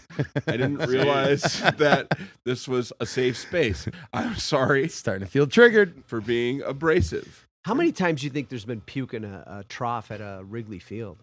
Like Oh, every fuck, 15 yeah. seconds. Oh, we Yeah. were talking about the childhood It's like the trauma debt- of walking debt into total. the men's room and just Oh, the trough. Yeah, dude. everyone's penis is facing you for some reason. Yeah, being like a 7 or an 8-year-old walking into that. Yeah, that's you're at rough. dick Oh yeah, the for like middle of the 50 room guys. trough. Yeah. Especially when you got like that, like, Northwest, like Polish, like half Polish, half Irish, half German guy who's just got that beer belly and the mustache, just like, I got a fish, I got to drain the lizard, and Yeah. and you're Oh just, no, and I go in and I'm like fucking terrified, and my grandpa like grew up in that neighborhood in the fucking 20s. He's like, come on, let's go, Yeah. just pull it out, let's go. You guys want to see a 7th inning stretch? I've actually never heard that one. No, I don't know if I have either. You just make that up. I think so. It's just something an old Polish guy would say. Good for you, trademark. Is this that. where all the dicks hang out? Yeah. Yeah, that's a good one too. Yeah. Yeah. If you shake it more than 3 times, You're playing Yeah. with it. Yeah. Yeah. I guess you can call that a dick. All right. Quiet after you said that one. Yours was good too. Yours was good. Just All right. Well, that brings us to the end of segment 2, and that means it's time for shot number 3. John, again, thanks for coming on, man. Appreciate it. And we will be back with segment number 3. Too many numbers going on right now. just say the next segment. Hopefully we will. The next segment. All right, ladies and gentlemen, it's time for segment 3 of this episode of the 4 Shots Podcast. We are still here at Charlie's Tavern in Grays Lake, Illinois. Sitting with us is Mr. John Pauly. And what were you just saying? I don't know if I could tell that. We had a regular. He was hearing impaired. There you go. He was known as Deaf Kenny. And Kenny was kind of an asshole. Kenny would like write notes to people, and he would write notes like talking shit about the bar and about like just he would like Just air write his down like grievances. this bartender fucking sucks. yeah, not like that, but like how come that like, and he'd show it to other people and it'd be like, Kenny, quit, stop, Kenny, stop. Yeah, What? and it got to the point where like he would walk in and you just hear somebody scream at the top of the lungs, Kenny's here. Why not? Right. Yeah. Hey, Kenny bought you that beer. Like. Oh shit. Good old Kenny, dude. Fucking Kenny. All right. Let's get into the deep stuff. Deep. We're going to go around the table here. Deep. What's the one thing you cannot drink anymore. Who's going first? Who wants Me? to go first? You want to go The first? thing you can't drink Yeah, anymore, I'll go like first. personally? Yeah. This that we're drinking, peppermint schnapps, dude. Really? Yeah. Well, you've been doing a good job so far. I mean, I'm a piece of shit. If there's booze in front of me, I'm gonna drink it. Okay. See, you don't have My anything. I'm a choice. piece of shit. It's like truth serum. Yeah. That's he doesn't have anything. I really don't have anything either. If I had one thing I couldn't fucking drink, it would be just very specifically Jim Beam. Yeah, that's fucking Because Jim disgusting. Beam is like tastes like a soda pop imitation of fucking bourbon. There's something like sweet and It's like- syrupy to the smell and taste It's of like it. That shitty Mr. Pibb. it just really fucking freaks me out. And like Jack Daniels, I don't love, but I can take a shot of it and it goes down. And it's just like anything, but something about Jim Beam. Ugh. There's nothing though that like you got so hammered off of one night that like the sniff of the cap or No. I mean, You're all a savage, those nights man. were all stuff I'll still drink. I mean, but the worst nights of my life were easily like High Life, Long Island's, and Yeah, long garbage person. yeah. There was a place at U of I called Gullies, and they had what they called Strong Island Night, and like I'm from Strong Island. I wasn't 21, but I was 19, so I could get in the bar, and I just had a beard, so I was Yeah. pretty much legal in Champagne. And I remember one night, I had ordered like 5 rounds of them, and we're spending a lot of money. It's like all 6 of us, and I'm buying all the beers. And I remember the bartender looks at me, and he's like, "This one's for you," and he just points at me, and it's just like no ice in a jug, and it's like a 24-ounce mug, just liquor, like, and then the little bit of Sprite, a little bit of Coke on the top, that was the worst. But no, Jim Beam just disgusts me for other reasons. I've never even drank enough of it to get drunk off of it because it disgusts me so much. It's pretty gross. It's got to be mixed. No, it's just gross. No, just spend $5 more and get something that's not diarrhea. I feel that way about Jack Daniels too, though. Like if I do too. Jack Yeah. Daniels as a shot sucks. Gross. Mixed a Jack and Coke. Yeah, I could drink a Jack and Coke. In a world where you can buy Buffalo Trace for $25 or $30, why are you punishing yourself with Jim Beam? Yeah. If you can find Buffalo Trace, man. I Yeah, drink that's Jack true and Cokes when I'm gambling, when I'm playing blackjack, like superstition wise. Ooh, Like, because it's I'll Jack. do a Jack and Coke because I want my blackjacks. Oh. And it's a poor man's speedball. You put some Yeah. caffeine and some booze into the same cup. But what's your never again drink? Grand Marnier. You were doing shots of Grand Marnier? No, I used to like. So back to that job in the 80s, into the 90s, I worked with a dude who was like, 13 years older than me, and who When you're at the pizza place. yeah, and when I was underage, he'd take me out to bars, and he was like 33. I thought he was ancient, and now he's in his 60s now, but he was like my Sherpa, like Yeah. my scumbag Sherpa. Introduced me to drinking heavy in Great bars band and name. Scumbag Sherpa. yeah, but That could be your rap name. Yeah. yeah, but we were drinking Grand Marnier. We were drinking snifters of Grand Marnier. Okay. What 20-year-old drinks a Well, fucking you wanted to seem snifter? cool. Well, yeah, or just get hammered. But Was this guy buying? When someone else is buying in your 20s, it's like, this yeah. is like 91. You know what I mean? Like Yeah. buying a Grand Marnier, that was like $4 back in 91.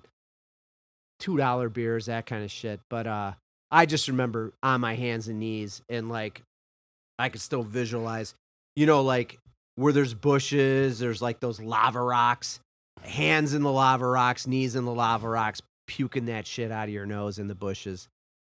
Grand Marnier is my kryptonite. Okay. Yeah. I got 2. Captain Morgan's #1. Like to this day, Ugh. if someone orders like a Captain and Coke and I'm pouring it, like I got to keep it away from. I can't even smell it. Like the smell of Captain will get me.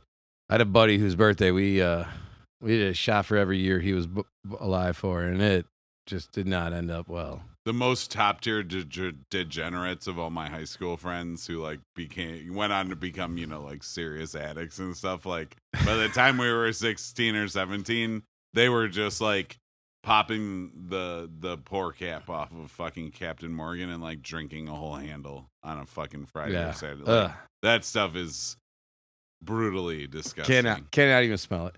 And the weird thing is the other one is orange juice. You can't drink orange juice. No. Once Had a New Year's Eve with screwdrivers. Once you've had a bad enough experience with Still have vodka, but mimosas not and orange juice. screwdrivers, Yeah. The orange juice like creates the illusion that it has alcohol in it. Oh my for God, you. that- Like, that- you'll try and just drink a normal ass fucking orange juice and it tastes like a That screwdriver. acidy orange flavor coming out of your nose is not good. It was fucking terrible. That Grand Marnier is orange based. So Yeah. I feel you on the oranges. Wow, stay away from orange, folks. Except Jameson orange, of course, delicious. No, it's not. Really? That shit's You fucking like that? disgusting. Shh, we're trying to get a sponsorship. Okay, yeah. But By it tastes real like- Jameson, not what's Jameson the- orange. What's the, Yeah. Murphy's oil soap. the same The, thing. the orange. That's so gross. Goo gone. Yeah. Um, But yeah, Jameson. Yeah, sponsor us. yeah. Yes, Jameson, you still want to give us money? We'll like promote Jameson, but not Jameson orange. Like, yeah, You guys fucked up on that one. That was really fucked yeah. up. Just admit it. Just admit it. Get better. Fire whoever came up with that idea, and just donate whatever the fuck you have left of your stock. I got suggested that last night. They're like, it's really not that bad. I was Shut up! It's fucking terrible. It's so bad. like, And I'll take drain cleaner instead. Thanks. well, I'm like, if Just you're pour that fucking bottle of bleach in a glass if you're for me. an Then. Irish whiskey, why would you like? Are there oranges in Ireland? Well, they have like an apple one. No. Yeah, what's with with the Right. what's with the apple one now? Like the Crown Conor, Apple the, did the, it, the so Conor now- McGregor. You're like, Proper get this. 12 is the worst Irish whiskey I've ever had. Get this. A certain old school liquor store in Libertyville this week had a $250 bottle of Crown Royal 23-year aged apple.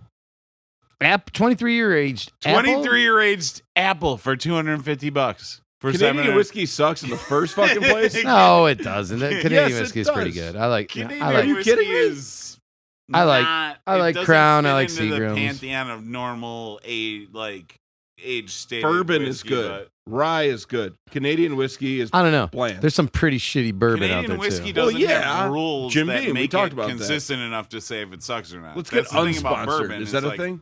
Bourbon has strict rules. That's why bourbon's awesome. If it weren't for prohibition, all those Canadian places would be out of business. Pretty much. Boom. Yeah. Boom. Mic drop. Boom. Dude, Mike, Fuck Canada. freshman you, and buddy. sophomore year of college, we used to buy this Canadian Superior handle. Like a brown skull, basically. You know what I mean? Yeah. Like just absolutely disgusting stuff. And me and my roommate would just murder it with drinks that were like all the way to the top with just a little bit of Coke and just. Well, Johnny, like, let me switch topics real quick. What do you miss about like working in this industry? Like, you've been out for how many years now? The last I bartended probably about a year ago at a charity function. That doesn't really count. But like does. I bartended the Saturday before the shutdown. So like for COVID, the 2020. COVID shutdown, yeah. Like March 2020. Yeah, I like So you've been out like 3 years then, basically. yeah. I miss cuz you're kind of performing back there. Right. And you like I used to joke around and be like, any of my fans show up tonight. But like I had people that came in and wanted to see me, wanted to hang out with me. That was kind of cool. No, it feels good, right? Like, Oh I've yeah. had people ask like for my phone number and be like, text me when you're working here. And I'm like, that's okay, but you could just show up. And they're like, nah, I don't want to come here if you're not working. And I'm like, oh, What was his name? EJ was the last guy. Yeah, it's mostly dudes. I Yeah, don't, mine I don't draw mine a lot weren't. of women. No, I'm just kidding. No, guys and girls. Like my current like roommate was a customer, good friend of mine. I got like some really good link ups through customers. Kept in touch with a lot of people I used to work with. Like we talk about Dak over at Mystic Rogue. Do you ever miss, because like right now you're working like days and stuff like in mornings. Do you ever miss like the nightlife at all or?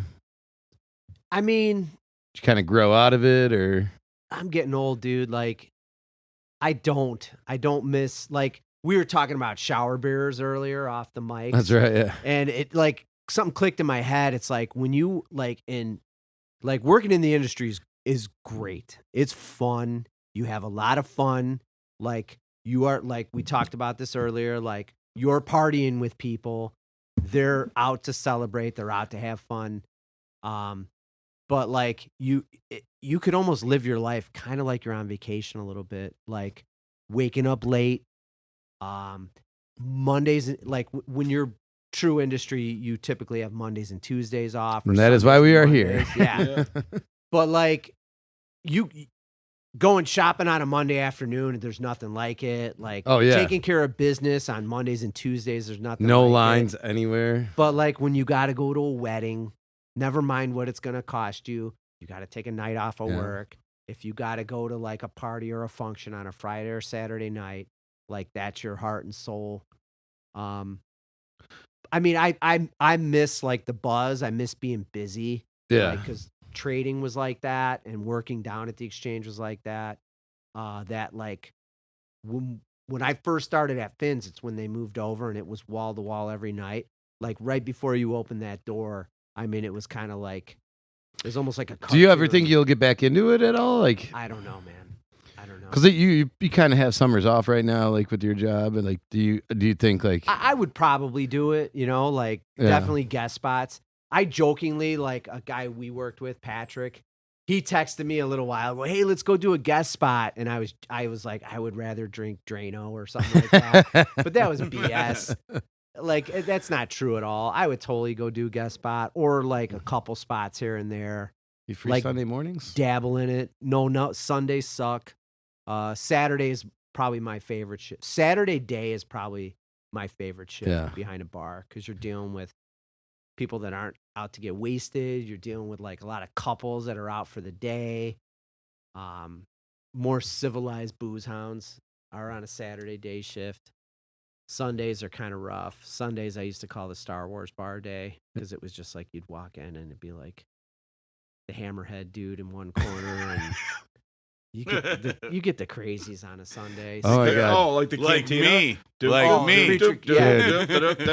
Having to kick people out at like 2 or 3 o'clock in the afternoon on a Sunday is one of the weirdest like feelings in the world. I have my worst kickouts ever on Sundays, yeah, because you don't know if like it's like, were you drinking last night and then stayed up all night doing drugs and now you're like out here on Sunday, or did you just go to bottomless mimosas this morning and now you're just all fucked up? Like, probably like, both. For a lot Guilty. Yeah, those are always weird. Like where you're literally like, I'll like talk to somebody. I'm like, I just had to kick someone out, and they're like, it's 3:30 on a Sunday. I'm like, yeah, man, welcome to my world. Yeah, aren't you glad I kicked I'm them like out? pretending I'm not an alcoholic and just saving it all week. And like I'm just finally letting loose. I'm like, I've been a good boy all week, and now I can go to the Mickey Finn's at noon on a Sunday and have an omelet and then be there for 9 hours. Okay. All right. Well, before we get into some deeper stuff, we're gonna lighten it up here with a little thing I like to call, "Hey, did you hear about this shit?" Gentlemen, there is a legal battle going on in this country that all of our lives depend on, and it is because Taco Bell is taking Taco John's to court. Oh yeah, over for Taco Tuesdays. For Taco Tuesday. Because Taco John's has Taco Tuesday copywritten, and no other bar or restaurant, bar, fast food place is allowed to actually use that term. Really? The funniest part is that Taco John's had the foresight to think of that. Genius. Have you ever been to a Taco John's? Yeah. LeBron James, 3 years ago, tried to copyright that term, Taco Tuesday. And they said, fuck you, bro. You know LeBron what's weird is versus that Taco anyone John's? needs to Yeah, be and told Taco to eat John's tacos won. ever, Yeah. much less on Well, Tuesday. LeBron loses You know what a I lot, mean? right? That's kind of his thing. Ooh, burn. Yeah. Taco Bell's missing they should have Taco Thursdays. Yeah. Let's go right after. Yeah. There's a way around it if they, I mean, Chalupa Chatter Days. Like, good for you. You thought of it, right? I mean, you ever hear like commercials around the Super Bowl? Like, are you the big game? It The was big game, one 'cause, franchise Super Bowl. owner started the Taco Tuesday thing and then allowed it to be used at other Taco John's locations, right? And I'm as shocked as the listener is that Taco John's is still around. But All right, well, here's my thing. Are you a Taco Bell or Taco John's fan? Here's Where's my there a thing. Taco What John's the fuck around is here? Taco John's and where is it? I've never heard of it. North. You never been to Think Taco north. Yeah, Wisconsin. Wisconsin, Minnesota, the Dakotas. They're out west. Yeah. Like Colorado's got Taco Iowa, John's. probably. Yeah. I don't They have trust their, American Mexican food outside of Chicago. Potato Olays. You know, Right now, It's everybody's good? Are you offended telling me that it's you good? refer to that as Mexican food. Yeah. It's the biggest fucking Tex-Mex, At least they're garbage. trying Mexican are that. Next thing you know, you're going to call it meat. Yeah. Yeah. But I don't know. Like, don't you think it's like not fair that like your local taqueria can't just be like, hey, it's Taco Tuesday? Like, they're like, no, we're coming down and slamming that. That's one of those things where I don't think you should be able to like copyright a concept. Like, you can't just Yeah. like own Taco Yeah, Tuesday. some guy named Dave owns You can't Taco own a- Tuesday. You can't own a little There's- alliteration. There's some suburban mom You can't out own in Titty like Tuesdays Crystal Lake, either. and she's like, "Kids, it's Taco Tuesday," and some lawyer just comes in, and is like, "Man, we're gonna Taco John's helicopter comes down, lands on top of your house. It's like the lawyer from The Simpsons that just comes in. Wait, there's a cease and desist letter. Yeah. Shouldn't it be Taco Wands? Excuse me, man. Am I- Yeah. That would be Yeah. Hey, you know That what? would make more sense. You know what? Fuck Taco John. Yeah. I've never been to one. I'm curious now. Potato Olays. Probably Got these little mini college hash towns. brown things. Yeah. I think Huh. I was The only time I ever saw one was in Platteville, Wisconsin. I went up there. Well, you know, I mean, the great taco debate will probably just go on forever. I don't think we're smart enough to solve this. Taco John's, if you want to sponsor us, even though we're talking shit about you, we'd love that. I like Taco John's. That's good. Okay. So there's Well, one. what else can you think of that's like Taco Tuesday that people have coined? Besides like the Super Bowl. Wine and- Wednesday, Thirsty Thursday. Did anyone ever do that one? We should do that. What? Thirsty Thursday? Yeah, should we do that? Do it. A Thursday Coin episode? it. Google it. Have I ever gotten wasted on Thursday? Yes. Every Thursday. Can we copyright that? I don't know. Maybe. Look Wine that up. walk. But it seems too. Copyright wine walk. It just seems too How dare you? call it a wine obvious walk. to copyright. You know what I mean? How about Mud Like Butt Monday? Taco Tuesday you know? is just You get the alliteration. shits from all your drinking over the weekend. We can coin Mud that Butt one. Monday. Mud Butt Monday. Yeah. No one's gonna eat that. Agreed. Oh, man. It's catchy. That is the thing. Sketchy. Like, dude, if you work like you do a couple doubles over the weekend, next thing you know, Monday morning you got the fucking box fan going, and your legs up on a wall, just Getting it all out. airing everything out. For me, that's about Adderall. I take Adderall, but I like take a break on the weekend, and then after a weekend of indulging in like alcohol and tons of food, wake up and you pop that Monday morning Adderall, and an hour later you're Gets rid of your mud butt. you're just you're cleared out. It's like, yeah, well, I don't do Adderall, but like you have a coffee and a cigarette Monday morning, and before you're done with the cigarette, you got to run back inside. Yeah. You know? Yeah. Yeah, it's the only thing I miss about cigarettes. It's how automatic. It's way faster Dude. than coffee. It's like 2 puffs. Cigarettes are good. might as well People are throw not it supposed to away. live 100 years. Okay. I don't know. That's literally the only reason I don't quit is because I'm like, dude, that coffee in the Yeah, cigarette how in are the you gonna morning. poop? Yeah, like, I don't think it's possible without that. They're great. Oh, Cigarettes shit. are fantastic. If anybody wants to sponsor us, that is a cigarette company. I don't think they're allowed to do that. dude. Yeah, not in Yeah, the when I was a contiguous. kid, Marlboro, or what was the Winston-Salem? Nextel? What was the Nextel Cup? What was NASCAR? It was Winston Cup. Winston, right? Winston-Salem, Yeah. yeah. Yeah. But, yeah. And then a couple million people died. Whatever. Everybody dies. Everybody that has ever lived is going to die. People should not live to be Oh, 100 shit. years old. Oh. Cigarettes are great. Well, before we get to our next part, you don't have like a shit your pants story. You ever shit your pants? Well, I think everybody shit their pants. Yeah, see, people. I deny gotta it. go. Yeah, see, people who deny it. They're like, no, I didn't. I've never shit my pants. I'm like, you're lying. You're fibbing. Putting You're up a fibbing. front here. I that have not just shit nobody- my pants as an adult. Back in the late It looks 70s, like I would do it all the time. my brother shit his pants while my parents were Christmas shopping. They were in Toys R Us. This is like Yeah. 70s and 80s were great. Because like they just left us in the non-running car while they Christmas shopped. Yeah. 3 idiots Yeah. and my brother shit his pants. Windows are up. Yeah. Talk about a shitty Did you work with Christmas. Oh my Stacy at God. Finn's? Yeah. I love Stacy. She was so fun.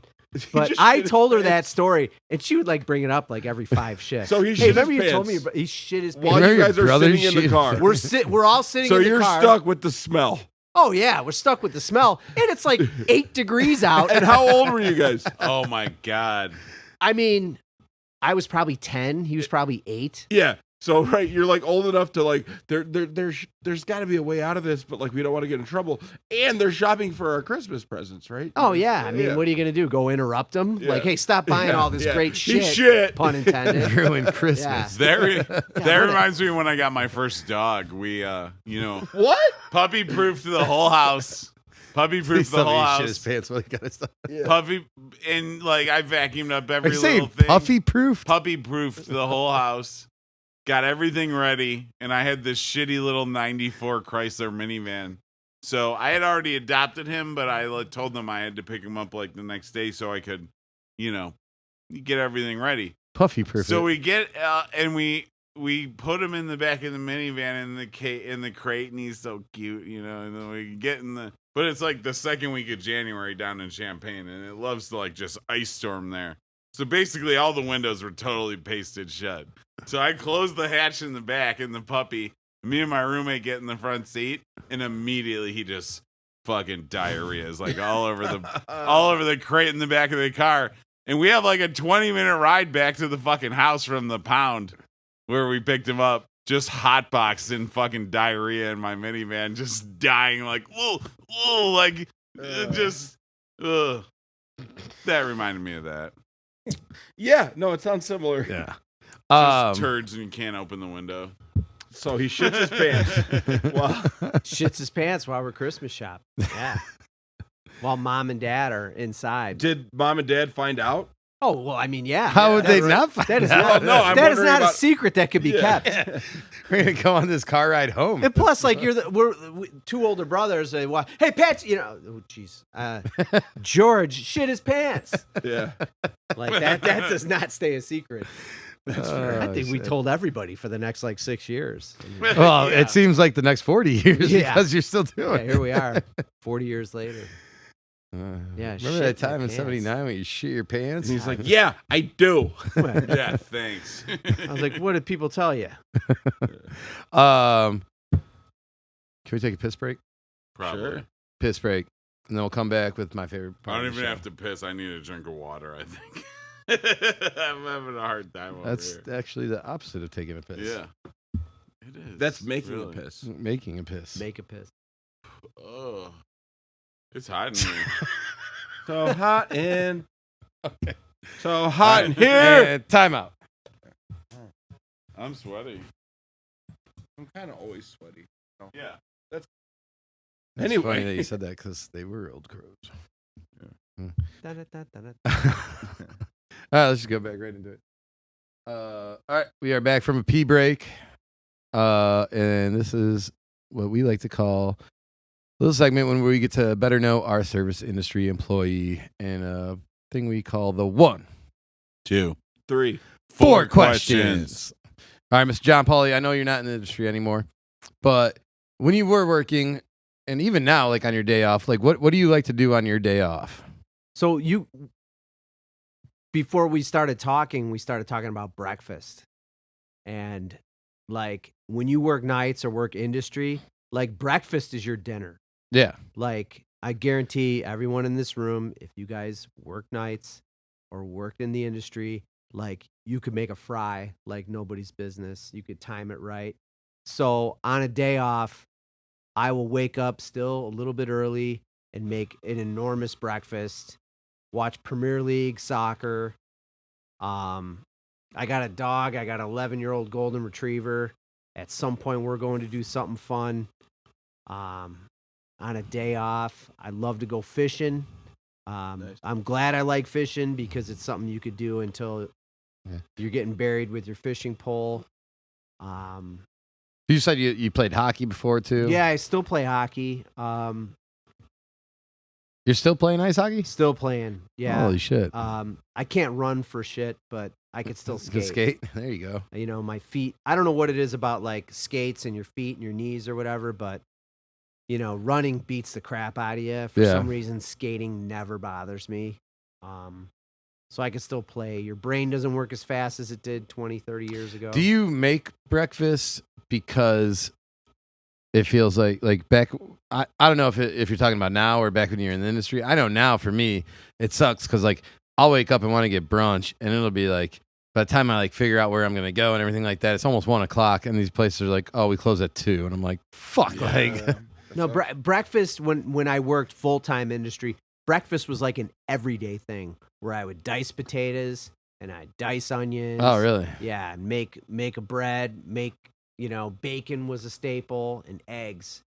So bacon, eggs, and bread usually, and some kind of starch, some kind of potato. A little way to treat yourself. Yeah, and it's the meal you have time to make. Right. In the inverse, it'd be like if you work days, then you spend like an hour preparing your dinner at night. Yeah. During the day, you got time. I mean, we talked about it earlier. Time is a premium. You want to shop during the day on a Monday. I don't know. See, I actually go against that. Like, I'll go home at like 2 a.m. and be like, all right, I'm grilling up some fucking T-bones and asparagus. Let me make a little fucking demi-glace real quick. Like, but. Yeah, if I was eating at that time, I usually didn't get out of the car to get my food. Like I'd be hitting the TB, not Taco Tuesday drive-through. Don't say it's Taco Tuesday. All right. Like when you would leave work, were you this is question number 2. Would you drive home in silence or were you blasting music? What were you listening to, if anything? I guess it depends on the night. Like one of the fastest I ever drove in the car. I don't know why this just popped in my head. But when I was working at that Connie's in Naperville, I had like an awful night. And I got on, it was like 88 meets 355. I had to go to the western suburbs. And Steven Tyler, it was like Get the Let Out at 9 o'clock on. Was that the Loop? I think it was the Loop. It was the Loop. Steven Tyler talked about Dazed and Confused. He's, this song, and when it broke into the instrumental, it was like one of the best things. And it broke into the instrumental while I was going on the ramp, and I was going like 120 miles an hour for some reason. But I don't know, that was like 30 years ago. It all depends. Like there's times even now, like podcasting, I'll listen to a podcast. Right. Apple Music, I'll listen to music. And sometimes when my Bluetooth doesn't connect, I just live in my own head. Yeah. So what do you find it was like your harder days at work, or like the ones that like kind of bothered you, that where you got flustered? Was that where you were like blasting music, or were those the ones where you were going in silence? I think it was silence. I think music is like a pumped up kind of thing. Yeah, like you had a good night. That was a great night. Yeah. Let's listen to something you want to hear. Let's bump a little bit. Yeah. Or like, yeah, I guess when it was shitty. But if you just got put through the ringer or something like that. Yeah, I'd live in my head, man, and just like let it all just kind of. Yeah. Just remember that one tip from 3.5 hours ago that you didn't. Yeah, like. that not tip. Yeah. Or that note, like the bartender was an asshole. Yeah. Like, I still keep those. You still keep you hang on to yeah, them? I'm petty, man. I got like just like a hate scrapbook. From just people writing shit on it. the to go sleep. No, I don't know if I kept them all, but there's a couple that stand out. All right, let's hear them. Let's go. I don't know. There was one kid, I don't want to bash the Navy because the Navy was good to us. Like, a lot of great, I met some really awesome dudes from the Navy and senior officers and just like kids that were just getting in and kids that were going to buds, like some really cool dudes. But I had one night and I card everybody and I said, "Oh, happy birthday." And he's like, "Oh," like mouth breathing asshole. And that's it. Like I just said happy birthday because his birthday was in like 2 days. And he wrote like, "Never wish a service member a happy birthday. You should learn that, da-da-da," and left like bartenders an asshole. And I'm just like, why? Is that like a rule? Thing? No, of course it's not. Like that's like the first thing I did. Like I know a bunch of dudes, like got a lot of friends that are military, a lot of Marines, like. Right. Yeah. The Marine Corps has their own separate birthday thing. And there's only one birthday they celebrate. November 10th. I've been on the freaking, I've been on a couple of them because my older brother's birthday is November 10th. So I've gone to the Marine Corps birthday fun, whatever. So the first thing I did was like double check, like, did I just fuck up? Because we get Navy all the time. Yeah. I don't want to wish another. He's like, that's the stupidest thing I've ever heard. And I was like going back and forth. Kids just being I entitled. kept that dude's name, and I probably have it written down at my house. Good. It is a total. And you better watch out, jackwagon. Buster. But like, you want to talk about like the most passive aggressive, write a note and then leave. You know what I mean? Like, if you got a problem with what I did, well, go ahead and challenge me. And I'll be happy to Let's have a apologize. conversation about it. Yeah. Yeah. Or if, you want to take care of it a different way, we could do that too, Yeah. But like, it was just like, what was his name was Mason something. Oh, This is I how already, petty I already I am. don't like him. Yeah. Yeah. Yeah. What an boy. asshole. But yeah, I mean, he left like a passive aggressive note, like, don't ever wish a service member had, like, go fuck yourself. You know what I mean? Yeah. I wish I try to do a nice thing for you because it's your birthday and now you're upset about it. Eat shit, buddy. don't ever wish somebody happy birthday on their birthday. Right. Yeah. That's funny. Like I always call like people love, like even like girls. I'll just be like, what's up, love? Like, what can we get for you? And I said that to a girl. This is years ago, 10 years ago. And I'm like, what's up, love? What can I get for you? And she's like, don't patronize me.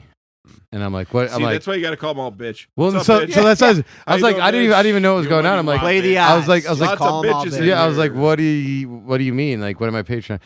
And she's like, don't call me love. And I was just like, okay, like, I don't know your name. Like, you just came up. Like, I'm just, And she's like, well, it's not like, don't say that. And I was just like, what? Like, tell me what I'm supposed to call you then. I don't know. Like, like. You ever call someone ma'am and they correct my you? God. Like, it's like I was raised to Yeah. treat people with be respect, respectful. ma'am and sir and whatever. Ma'am, excuse. It's like, when did that become Karen? Do you know Oh what I my mean? God. Like calling Do someone you know ma'am. what older ladies love when you go to their table?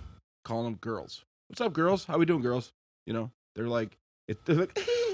I feel like some special ones can get mad no matter what you say. Yep. Yeah. There's no Some knowing. people don't come out to have a good time. I don't know if I told you this like story before on here. I might have, but like we had a band and they had a bunch of reservations where like their friends and families were all like getting these tables, and a lady showed up and she was really mad that she couldn't get a table because her husband was in the band. And I'm like, ma'am, like all these tables are reserved for like friends and families of the band, so like you should know some of these people or something. Like, I don't know. And she's like kept trying to sit at tables. I'm like this is reserved. There's a reserve sign on it. Like someone. And she's just like, this is bullshit. I've never not been able to get a table where my husband's playing all this stuff. I'm like, well, like your husband's band's obviously very popular. I'm sorry, but like we're booked. Like I don't have a table for you. And she just kept yelling at me. I'm like, ma'am, like relax, ma'am, like calm down. And she's just like, don't you fucking call me ma'am. And I'm just like what do you want me to like? All like, right, bitch, shut the fuck yeah, up. like listen here, broad. Like What's like your what first the- name? Then you do that. Yeah, You do the it's whole just like, nice what the thing, even fuck? though there's nothing you can do to help them. It's Did you guys work corporate, like in any corporate places? never have. No. That I mean, Hopefully I think never 4 will. of us are blessed because I was gonna you say, do we can't- look like it? Well, no, but like in another life, like the stuff that corporate people have to. Oh my they have God, to yeah. Well, jump I mean, through. I worked for a warehousing company that was corporate, but I've not kicked restaurants. I've so. kicked the guy out before, and he's been like, "You can't talk to me like that." And I'm like, "This ain't fucking Fridays, bro." Yeah, Like, Yeah, Like, and that's go Were ahead we and call the working corporate together when I offices. kicked the guy out during the Cubs NLCS Game 6 where they won? Ooh, The- Dodgers. hold on, is this the Is guy? this the one where Montero hit the grand slam? Is this the guy who was spraying the champagne everywhere? No, Okay. no. This is before the game even started. Oh. It was every TV had the Cubs on except one, and the game hadn't started yet. And it was one of our bartenders at the one side, Yeah. female, that was No, just I saw getting and she was getting ridden by this dude. Like he kept saying like, put the Cubs on, they put it, and she kept coming on. This guy keeps bothering. I'm like, yeah, okay, what do you want? I'm not. We're packed right now. I'm serving. That TV is going on the Cubs. The Hawks were in the playoffs, but nobody gave a shit anymore. It was 2016. Yeah. But one guy's like, can I watch the Hawks while we're waiting for the Cubs to start? Right. So we put it on, and it was a old school regular. Of course, we'll do that. But so I came down for supplies, and this guy's like, hey, man. And I knew it was coming because she's been complaining to me. I'm like, yeah, what's up? What's up? Yeah, hey, you going to put the Cubs on that TV? I'm like, listen, dude, Cubs are going on every TV, and the sound's going to be cranked. That'll be off in a second. And he keeps going on and on and on. And now the national anthem's playing. And I lean in and I go, hey, man, I find it kind of disgraceful you're asking this during the national anthem. And I get about 3 feet away and I hear, hey, fuck you. Kick him out? Oh, yeah, for sure. Fuck yeah, dude. For sure. Fuck yeah. So I went up to him and I stuck my finger like up to his eye. I'm like, get the fuck out of here right now. Leave. He's like, I got to pay my bill. I'm like, no, I'm paying your bill out of my pocket. You're not That's how much I hate you. You're not a customer. Go. He's like, what are you talking about? I'm like, get the fuck out. Yeah. Like, get out. Fuck yeah. Leave now. Go. And big hullabaloo, whatever, he leaves. I didn't pay his bill. It got comped or whatever. I didn't pay his bill. Yeah. But I was willing to. But I walked up to the big guy, BG, big guy, and I'm like, hey, man, I just lit up a customer. He goes, all right, don't worry about it. Just, take a minute. Because he's seeing, like, the dollar signs. Like, it's 2-3 deep. Everyone's there to watch the Cubs. I go back, and every customer around was like, good job, buddy. And then BG went around and talked to everybody, and they all had my back. It was like this guy was riding our girl for like an hour straight because the Hawks were on. And it was like, dude, you're not a customer. Well, and then like the thing with TVs, I'm like, you're not in your living room. Yeah. Like you don't. There's a reason the remote is not in your hand. Right. Like you don't just get to be like, I want this most random shit in the world on. Like we had a lady ask to put the WNBA on one time on college football Saturday. Did you laugh? No, we did it, and it was like she knew every play. It was fun. Like she knew every player. The people around her at first were like, "What the hell you got going on?" She was cheering on. She was schooling everyone around. Now that girl went to college at Tennessee. It was. I got one too. So we might have talked about this when Ralph was on, but when I was working at Center Cut with him, it was Beer Fest Saturday, Grays Lake Beer Fest, and there's just an unimaginable, a huge amount of like drunk zombies, and they all want to see the Cubs game, right? And they keep asking the bartender to put the Cubs game on when he's busy as fuck because it's fucking slammed. And the Cubs game had not started yet, right? So finally, he just on every single TV put the guide screen on to show that the Cubs game would start in 5 minutes and like left it up there. Yeah. So there's nothing on TV now, you fucking assholes. See when it starts, that's when it starts. It'll be on. Oh my God. You know what's like really fucking us now is like that some of those games are on like Apple or like shit like that. Or I'm like, that's an MLB like someone's network. like, the Cubs game's on. It started at 6. I'm like, it's not on TV. Like, yes, it is. I'm like, it's on Apple. We don't have Apple. Like, right. I don't think I watch sports anymore after working in the bar. And like, diehard Hawk fan, I don't watch the Hawks. I grew up loving the Bears. I don't watch the Bears anymore. I used to live by the red line and go to Cubs and stuff. I just don't play. The only thing I watch is Premier League in the morning. And I think I'm jaded because the amount of panic that people have when they don't think they're going to be able to watch their college team. Right. Do you remember? It's almost disturbing. It's do you guys have the Arkansas State game on? No, oh I my fucking God. don't. Dude, Are you kidding? I got in a fight with a lady because she wanted. It was like Purdue, Nebraska, and they were both under 500. And like there was, I forget, like Tennessee LSU was playing or something. Yeah, and I'm just like, I can't put it on. And then it was football. I'm like, I can't put on Purdue, Nebraska on the big TV. Like this game doesn't mean shit. There's like national championship games going on. Yeah, but it's the worst. It is absolutely the worst. And I don't know. I left for the Cubs World Series too. I went to Florida again. I'm like, I'm not, because after that game, they sealed it, went to the World Series. I'm just like, I'm not doing this. Do you remember, I think it was 2015, the Hawks run, and there was a rainstorm that came in.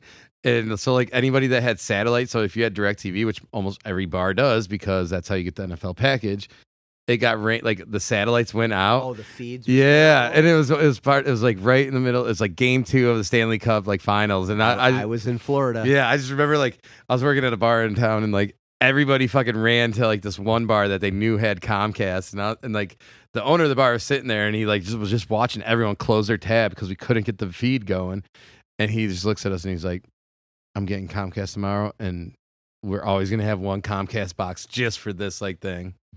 But all right, let's keep going. Question number 3. Yeah, that sucks. Yeah, that was Yeah, it brutal. used to happen at Tighthead, and I'm like, oh, a snowy day. What a great day to come and watch the Bears game at a bar, except it's snowing. Yeah, so you can't watch it. fucking satellite TV. It's so dumb. It's ridiculous. When do you need TV more than when the weather fucking sucks? Exactly. And then the weather sucks and you can't watch it. I was like, whoever thought of this is a fucking idiot. Like, All right, let's move on. Question number 3. Give me the one thing you loved the most about the industry and the one thing you hated the most about the industry. I think we kind of talked about both of them a little earlier. Yeah, money and people. Like the money was good.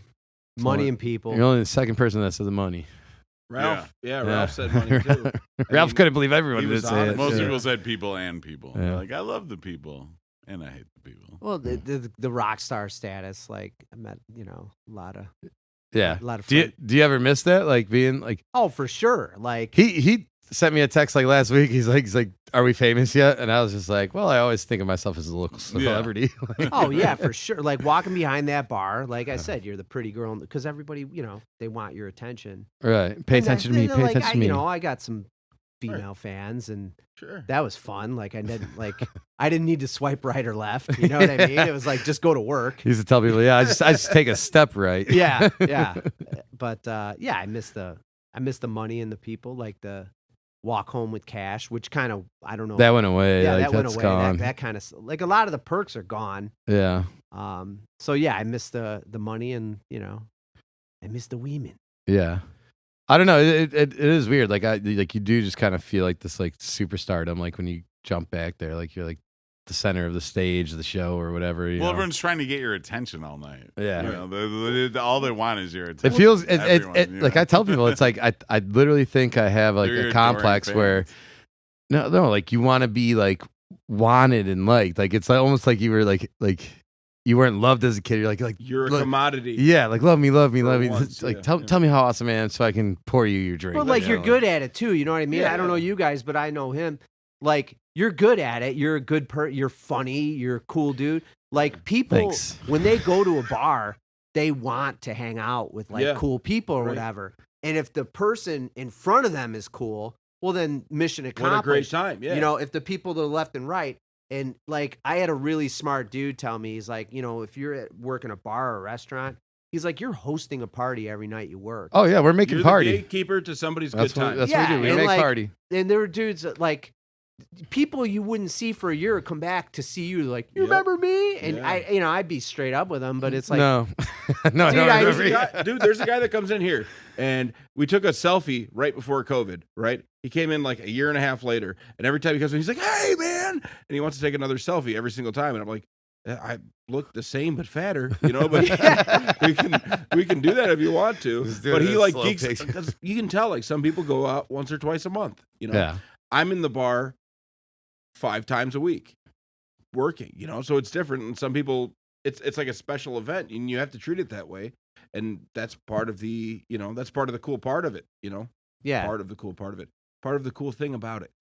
yeah. It's not just the girl. It's like dudes too. You know what I mean? It's Yeah. like guys are happy to see you, girls are happy to see you. Like people are there to have fun, and like you're making them have fun. Like, exactly. it's Yeah. older, younger, like anyone. Like how many times did you serve someone their first legal drink on their 21st birthday? Yeah, that's always cool. If Yeah, their I mean, ID is good. Only, yeah. They If don't- their The IDs vertical, or there's the ordinance in Grays Lake. You can't serve a horizontal ID even if they're 21. you can't take a vertical ID. Horizontal. Perfect. That's vertical. Horizontal's the other way. Yeah, all of them are. Oh yeah, you're right. Yeah. I'm fucking mixed up here. The Are you serious? horizon. That's The illegal. horizon. See. That's always stupid. I hate It's when in places Libertyville, don't do too. that. No, it's not. That's I've always been told it was. but that was a bar by bar thing. Tommy's was always Right. about that. That was Tommy's. That wasn't like Dude, Libertyville. Tommy's. I miss Tommy's. Yeah, it's good times. Yeah. That's another thing. When we would get off a shift at Finn's and Tommy's was still open, Yeah. we would walk in and same thing. You'd have all these people that you just kicked out, not kicked out, but like, That you'd was be like, always really good. dude, Yeah. you just served me a beer. And then like, the boys behind the bar would happy to see you, but That was always great though, because like you walk in and like you could spot them, like you'd be like if you're, because I worked behind the bar there too, and you'd be like, oh, that's that crew, like from like from that restaurant, or that's that crew from that bar, like they're all getting done, and then like, but I remember walking in and being like, "Oh fuck, I did just kick that guy out like an hour ago." He'd just be like, "What the fuck, man? Can I buy you a shot? Actually, can you buy me a shot?" And like, no, like just come back in next week. You'll be all right. Yeah. All right, so give me the other side of that. What's the one thing you hated the most about the industry? Just I this is easy. When you step foot behind the bar for a Friday night, you had 100% chance of dealing with an asshole.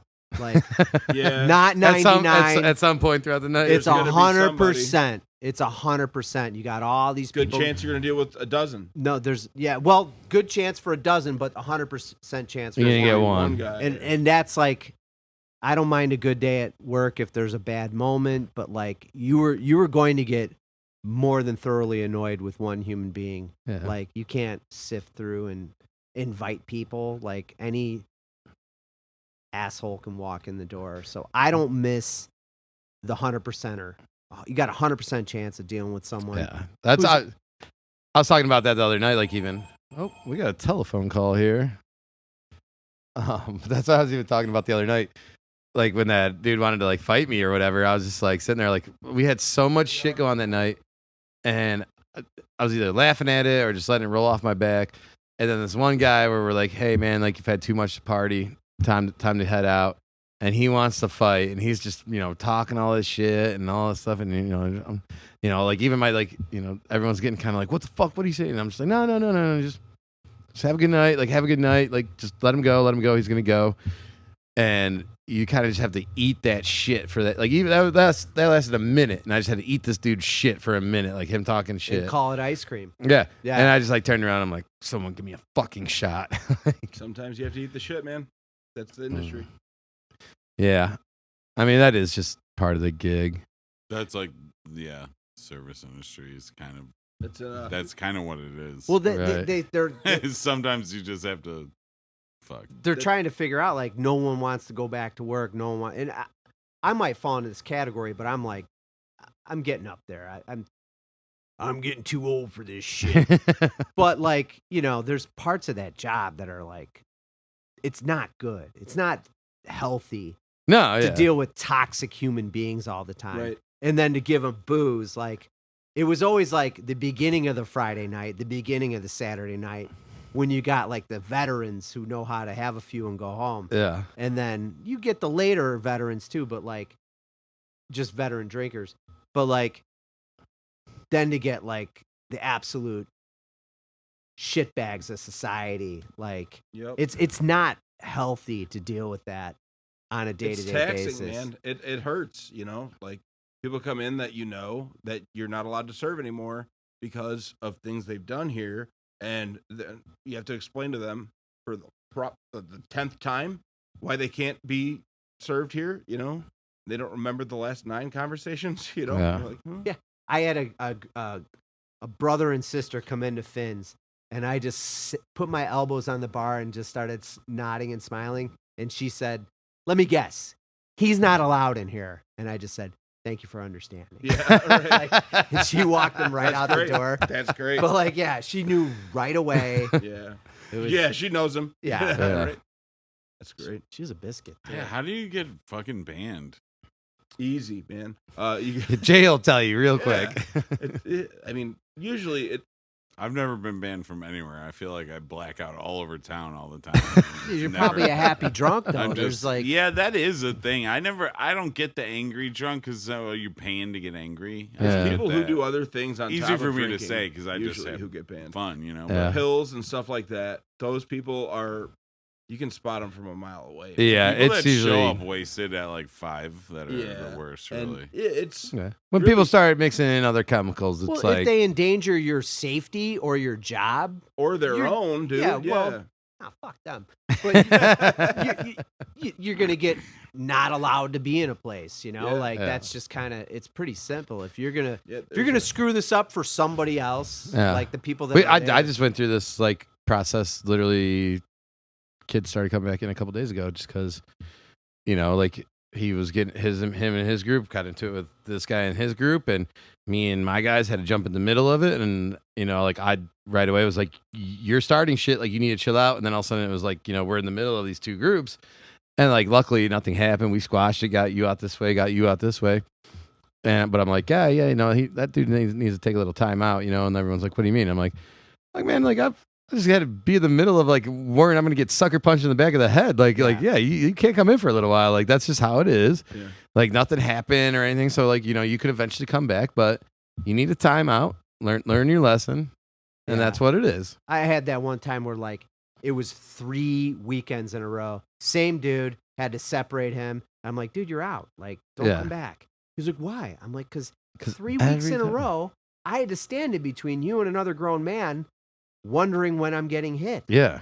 I'm not going to have to wonder that if you're not in here. Exactly. I'd like to give a shout out to all the bartenders that are listening. If your manager ever is worried about cutting somebody off that you're worried about, quit. Dude, have you seen that before? Like somebody comes and tells you like this guy's fucked up and the manager serves him anyway? No.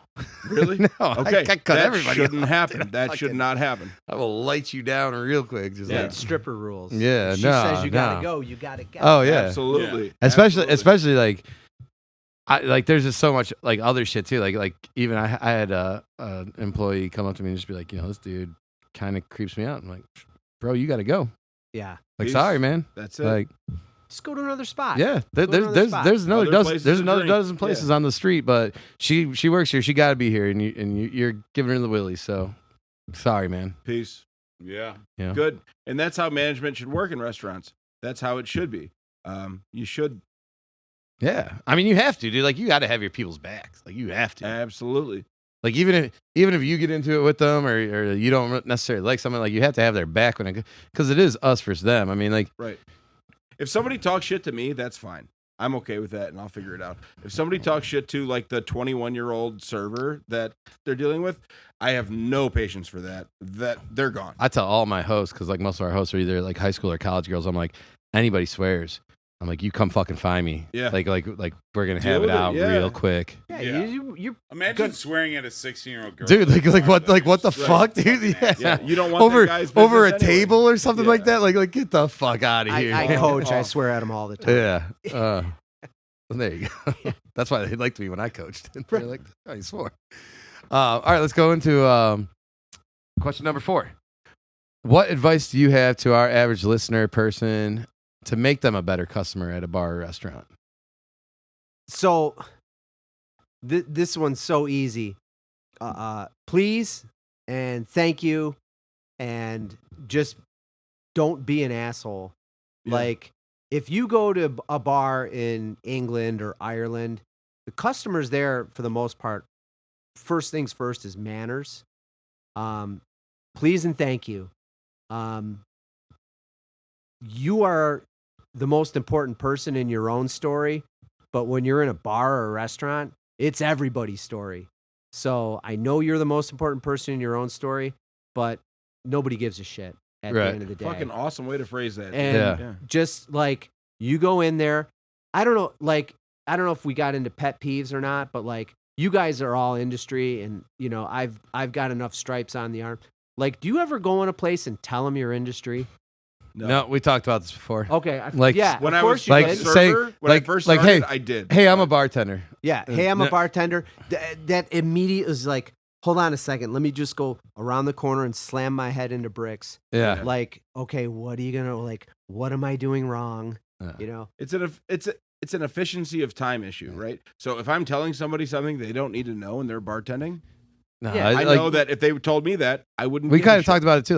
Like you got to have that big dick energy, like the big dick tipping energy, to let people know, like, oh, hey, I'm industry, Stack like the where I'm plates, do where I'm shit like throwing that. 30% down. You're you know, gonna like- know Yeah. after my first round that either I'm industry or I'm rich. Yeah. And I'm industry. I'm not rich. Yeah, right. But like, never mind that. Just if I walk in a bar, I'm maintaining eye contact like a pit bull. Yeah. Like until I get served. I don't hold out money. You know what I mean? Like, No, Yeah. none of that. yeah, don't whistle people. Like, just be polite and be nice. And that person on the other side of that bar is a human being, Yeah. or your server is a human being. And there's a good chance that they've dealt with my 100%er at some point. Just if you want to be a better customer, just be polite. Right. And you are not the only human being in the world. My mother, in an argument one time with a total stranger, said, "You think you're more important than everyone else, but you're wrong." And she said that probably about 12, 13 years ago. And that just sticks in my head. Like, you think you're more important, but you're wrong. And go through life thinking that. I like that. You're not like, we all bleed blood. You're not better than me. I'm not better than you. If somebody is working their ass off, then treat them like they're working their ass off. Right. Now, if you walk in a bar and they're sitting on a cooler talking to the regulars and you got to whistle them down, you almost better off maybe going to another spot or, getting comfortable before you get your next beer. I'd rather walk out than talk to the staff and like complain. Yeah. A lot of times, when you go into somewhere and it's like, what's going to happen if I get upset? I lose no matter what. Yeah. But I would just say, be kind. Don't be a douchebag. You don't have to throw gobs of cash at somebody if you're throwing like politeness and being nice to people. Yeah. Well, and so, okay, so you started working in the industry when you were 17. Yeah. So you never really had any time on the other side of it? As a customer, I mean... What are some things you notice as a customer that, like, we could ask this as a double-edged question, and, like, what are things that irritate you when you go into a bar? Just what I said, like, if someone's, like, as a bartender or as a server, where your money's at. It's in the volume and the regulars. But, like, you can't spend too much time with your regulars. Yeah. The phones are out of control. I don't even know how you would manage nowadays with people on their phones. Oh, it sucks. Like, you walk by somebody, you need another drink, and they're on their phone, and then 30 seconds later, they're like, can I get some service? I'm like, yeah, you could have when I offered that. Dude, I'm an asshole. I'm not. Yeah. I'm not. Please everybody bartender. I talk shit to people, and people like that. Yeah, yeah. You're there to entertain. When you walk in and the staff is grab-assing and having fun and da-da-da, and then they treat you like you've interrupted them. Right. Like, that's the worst. That's yeah, okay. You know what I mean? Like, I don't think I'm old, right? Like, in 30 whatever years of going to restaurants, I don't think I've ever asked for a manager. I just don't go back.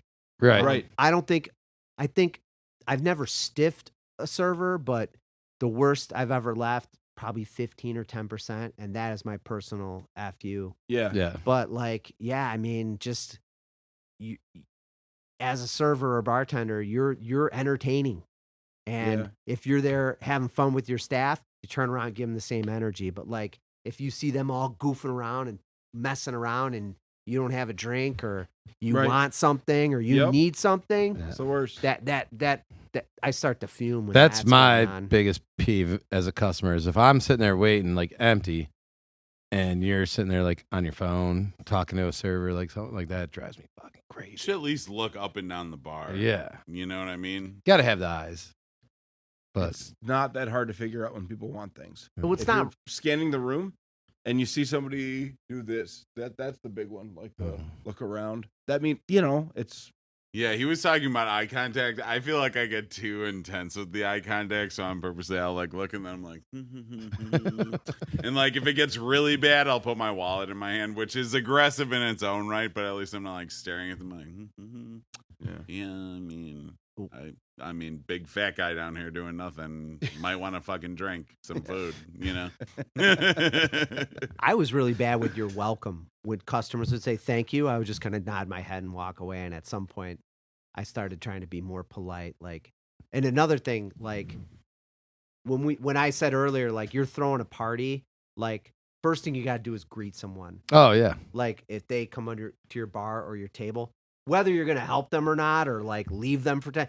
Hey, how are like you gotta like if you threw a party at your house, first thing you're gonna do is greet the guests. Like, what's up? Right? I'll be right back to take your order. Like, Acknowledge. Yeah. Talk to them when they walk in and talk to them when they leave. I drives just want to be me acknowledged. crazy too. Like people sometimes are like, well, I don't want to like rush them when they get to their table. I'm like, you don't have to rush them. You just go up and be like, hey, oh, you know you're here. I'll be right back. Like it's just let them know they're there. Like Hooters literally has like a time limit. Like like you have 90 seconds to get to that table before. I always wanted to work at Hooters, but just wasn't built right. I was a I feel like you are. I was a Hooters girl for Halloween in Nice and 2012. top-heavy. Nice. I still got the shorts. Oh, I bet you do. Yeah.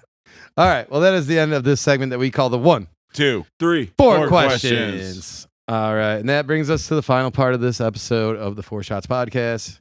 Mr. John Pauly, lay it out for us. What's the craziest, wildest thing you've been subjugated to, gone through, seen, whatever?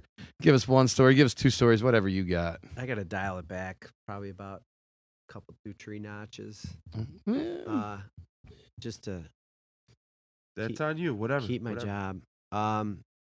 We could call it like the Cinco de Mayo massacre. When The Saint Cinco de Mayo massacre. yeah, it's probably like 5-6 years. Does it involve a ago. toilet? No, it was like I think it was 6 years ago, and we were rocking and rolling on a Saturday night, and I was texting female like, "Hey, what are you doing?" Like, I was about to get off in about an hour or whatever, and I looked up, and one of my coworkers was being pinned up against the bar. Oh, I wasn't there for this, but I saw the video No, of you this. weren't, I saw the because video of it though. Because like when it comes to like fighting, like don't get me wrong, I'm not a tough guy. Like I'm not imposing, but like But you will. but that's just it. Like if you're willing to fight, you take about 80% of the world off the map. If they know that you're willing to fight, they're like, no, I'm good. Yeah. If you're willing to take damage, they know. Right. Most people want you to back down. Right. And that's I think that's like life is just like that. Like a lot of hey fuck you. So I got the video of it because I took it off the security cameras. But That's what I've seen. yeah, so you see me look at my phone and I look over and our guy is getting pinned up against the wall and I just run into the middle of it and I take the dude down and I give him a couple of whacks in the face and then his buddy comes behind the bar and then I like grab him and luckily at that point the bouncers came Yeah. and they kind of helped break things up and like De-escalated. yeah, well, it was kind of It was already escalated. It was already escalated at that point. But like I had like my knee in broken glass and it was a good one. Did we ever figure out why that guy went behind the bar? So like when you watch the video, it's like we talk about fins. It's like a 30-seat bar, like with a corner. So it seats like 33. And I'm at the far end. I'm at, what would that be? Would that be the western end of the bar? This dude, if you watch, and did you ever see the movie like Dusk Till Dawn? Yeah. Oh, yeah, a dude. real old one, right? And Tarantino is like psychotic. And like when Tarantino sees the girl, she's like, oh, I love you. You know what I mean? Saw her feet first. Yeah, but he's like, he like sees something else that's not going on. So if you rewind, you saw all the action like the, Roadhouse.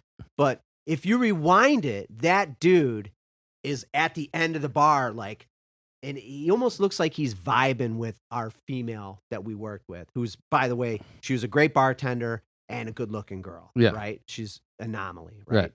She could pump and dump, serve 1,000 drinks an hour or whatever. But she also like, she was real good looking. And he looked like he was vibing with her across the room. So he all of a sudden just decides to walk behind the bar.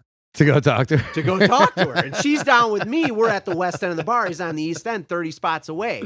And who was on the other side? It was, hey, wow, man.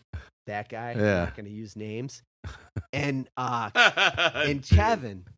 So, hey, wow, man, just like lets him walk through like a fucking turnstile at the front of Cabela's or whatever. So he lets him walk right through.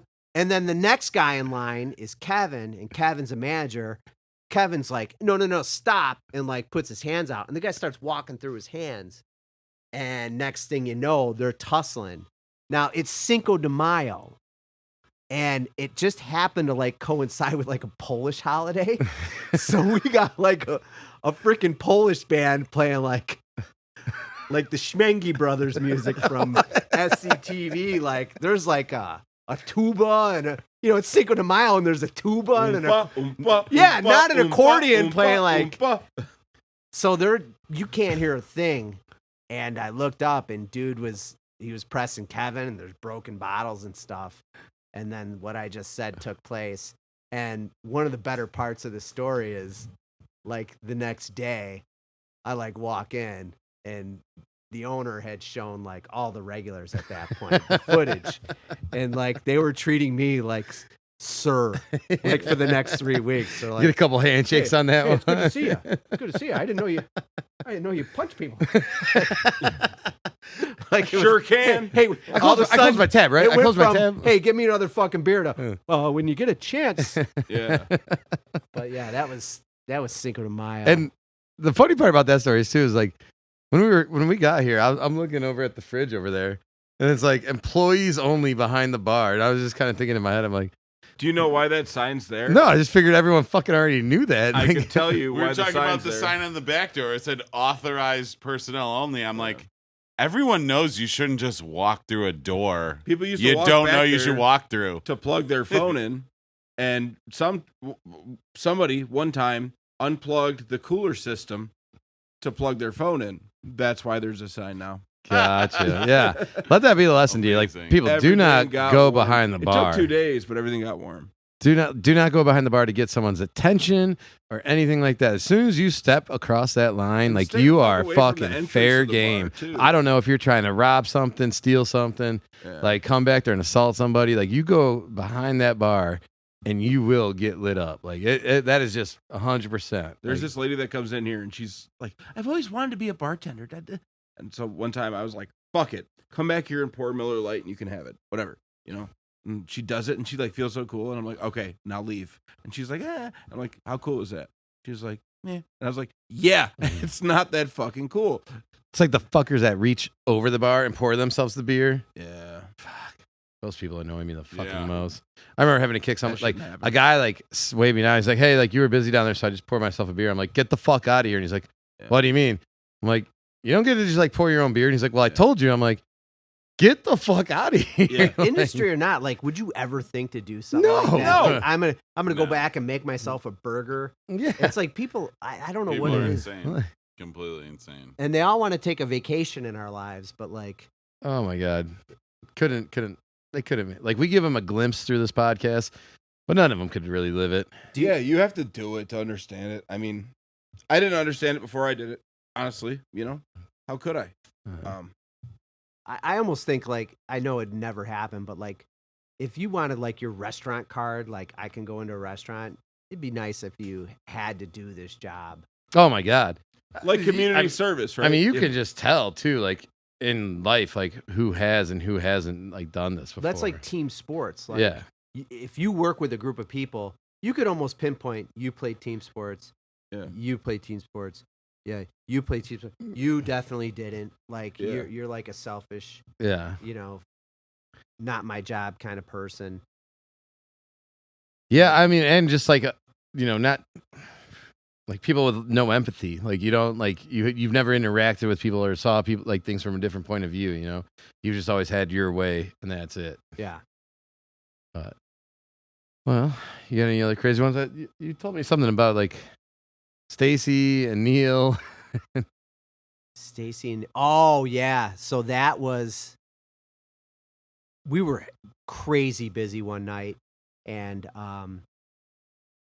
in the middle of the bar, this guy, he was from the base, and he was being really rude to people, and I just kind of went up to him like, "What's your problem? Like why?" It worked out because the people that he was messing with were friends of the owners.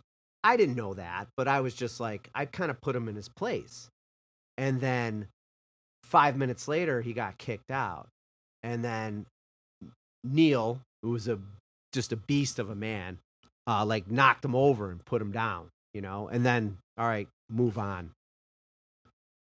Fast forward like an hour and a half later, and this customer's like, to me, and we're packed, you got to go outside right now. I'm like, what are you talking about? So I just listen to him. I leave an absolutely packed bar, and there's like 4 dudes standing over Neil, like doing the old circle Goodfellas kick. Oh shit. So I'm like, well, here we go, I guess. Like, do I sucker punch the first guy? Like, what's my play here? And I just went and stood in front of Neil, and I don't know, like, I'm not a Jedi or anything, but like, they all just stopped beating on him, like when I stood over him. And I was very grateful for that, you know? Like, I'm like, Oh shit, it's the cops. well, my first thought was sucker punch the guy closest to you, and then just start fighting and tell Neil that you're there, you know? So like Balls, instead, I eyes, and just kind of fucking like, throat. all right, break it up, and they broke it up. It was really nice. But I guess the 911 call that Stacy, like somebody told me, did you hear her on the phone? Like she called 911, the cops came, but those guys got booted. Like they got kicked out of the service. No shit. They found one of them peeing on the steps of a church, like right Classy. after like a fight in the street. He like ran away, and they caught him because he stopped to pee on the steps of a church. Getting kicked out of the service Imagine is crazy. They having- won't let you It's drive not a easy truck. to do. That brilliant of a brain. Like, okay, fight. Oh, I gotta pee. Oh, church. I'm gonna be Well, in maybe he jail was for a like while. sitting there like praying, like, "Oh Jesus, get me out of this one." And then he pissed Fuck, himself. I gotta pee. Give me a sign, and then he gets arrested for indecent exposure and put on the predator. Maybe like list. put like pissed on a cross. Well, you get to know the guys on base, like when they're. Oh yeah. And then I was saying, like, I told the guy what happened. He goes, "Oh yeah, that class. Yeah, they got a bunch of them." So I mean, those guys were done though. They got done and dusted after that one. Yeah, I mean, like it is just like the rest of society. You know, there's good ones, there's bad ones. Yeah. You know, there's some that came in. I remember there's a group of them. You know, kind of like flirting with one of my like servers, and she's like, they want me to take a shot with them, but I don't really want to take a shot with them. I'm like, well, you know, go over there and tell them like the only way you can do one is if they buy your manager a shot too. She comes back, they're like, they're gonna do it. I'm like, all right, let's go. I'm like, you guys are awesome. But all right, John Pauly, thank you very much for coming on, man. Thanks for Good to having fucking me. see you. Yeah. Oh yeah. I think that is gonna wrap things up for us today. I got a volleyball game that I'm gonna be late for. At the CR. Yeah, Yeah. I was there the other night. What's the CR? Crossroads Oh, Monday saying volleyball. We gotta get rid of this bottle though. my dad lives like literally right there. I've seen him. Oh yeah, Yeah. like Sanford and Son in his yard. Jesus fucking Yeah, Christ. We have to get rid of the bottle. Okay. How much time do you spend on pet peeves? A lot. I mean, Yeah. we basically just come on here and fucking, you know, Bitch. yeah. Do That's what whatever. we do. There's little agenda. No. I mean, I got notes. Looks like a fucking Charlie Day fucking mess over here. This fucking arrow's going Dennis everywhere. is a bastard man. All right. Well, I think that's going to be it for us tonight. Ladies and gentlemen, thank you very much for listening, liking, commenting, subscribing, all that good shit. We are starting to see our social following grow a little bit. Find us on the Instagrams. We are putting stuff out there. Spotify, Apple, YouTube. Are we on anything else? No. I think that's about it. If you got a story that everyone needs to hear, you want to come on the show, get drunk with us, hit us up at 4shotspodcast@gmail.com. That's the number 4, SHOTS podcast@gmail.com. If you know anybody that needs to come on here and tell us a crazy story, hit us up. Come get drunk with us. Have a good time. John Pauly, again, thank you very much for coming on, man. Good to see you. Cheers, boys. Ladies and gentlemen, this has been another episode of the 1, 2, 3. 4 Shots Shots Podcast. Jesus Christ. Oh, it's warm 3:15. now, too. Our This fifth is as guest. long as the Corey one. Maybe worse. That went a little long. Oh. Too much yapping. Jay's like, people keep Oh, telling yeah. me it's too long, and we're like, oh yeah, well this one's gonna be 3 hours. We're going full Rogan, man. Except he does like 6 a week.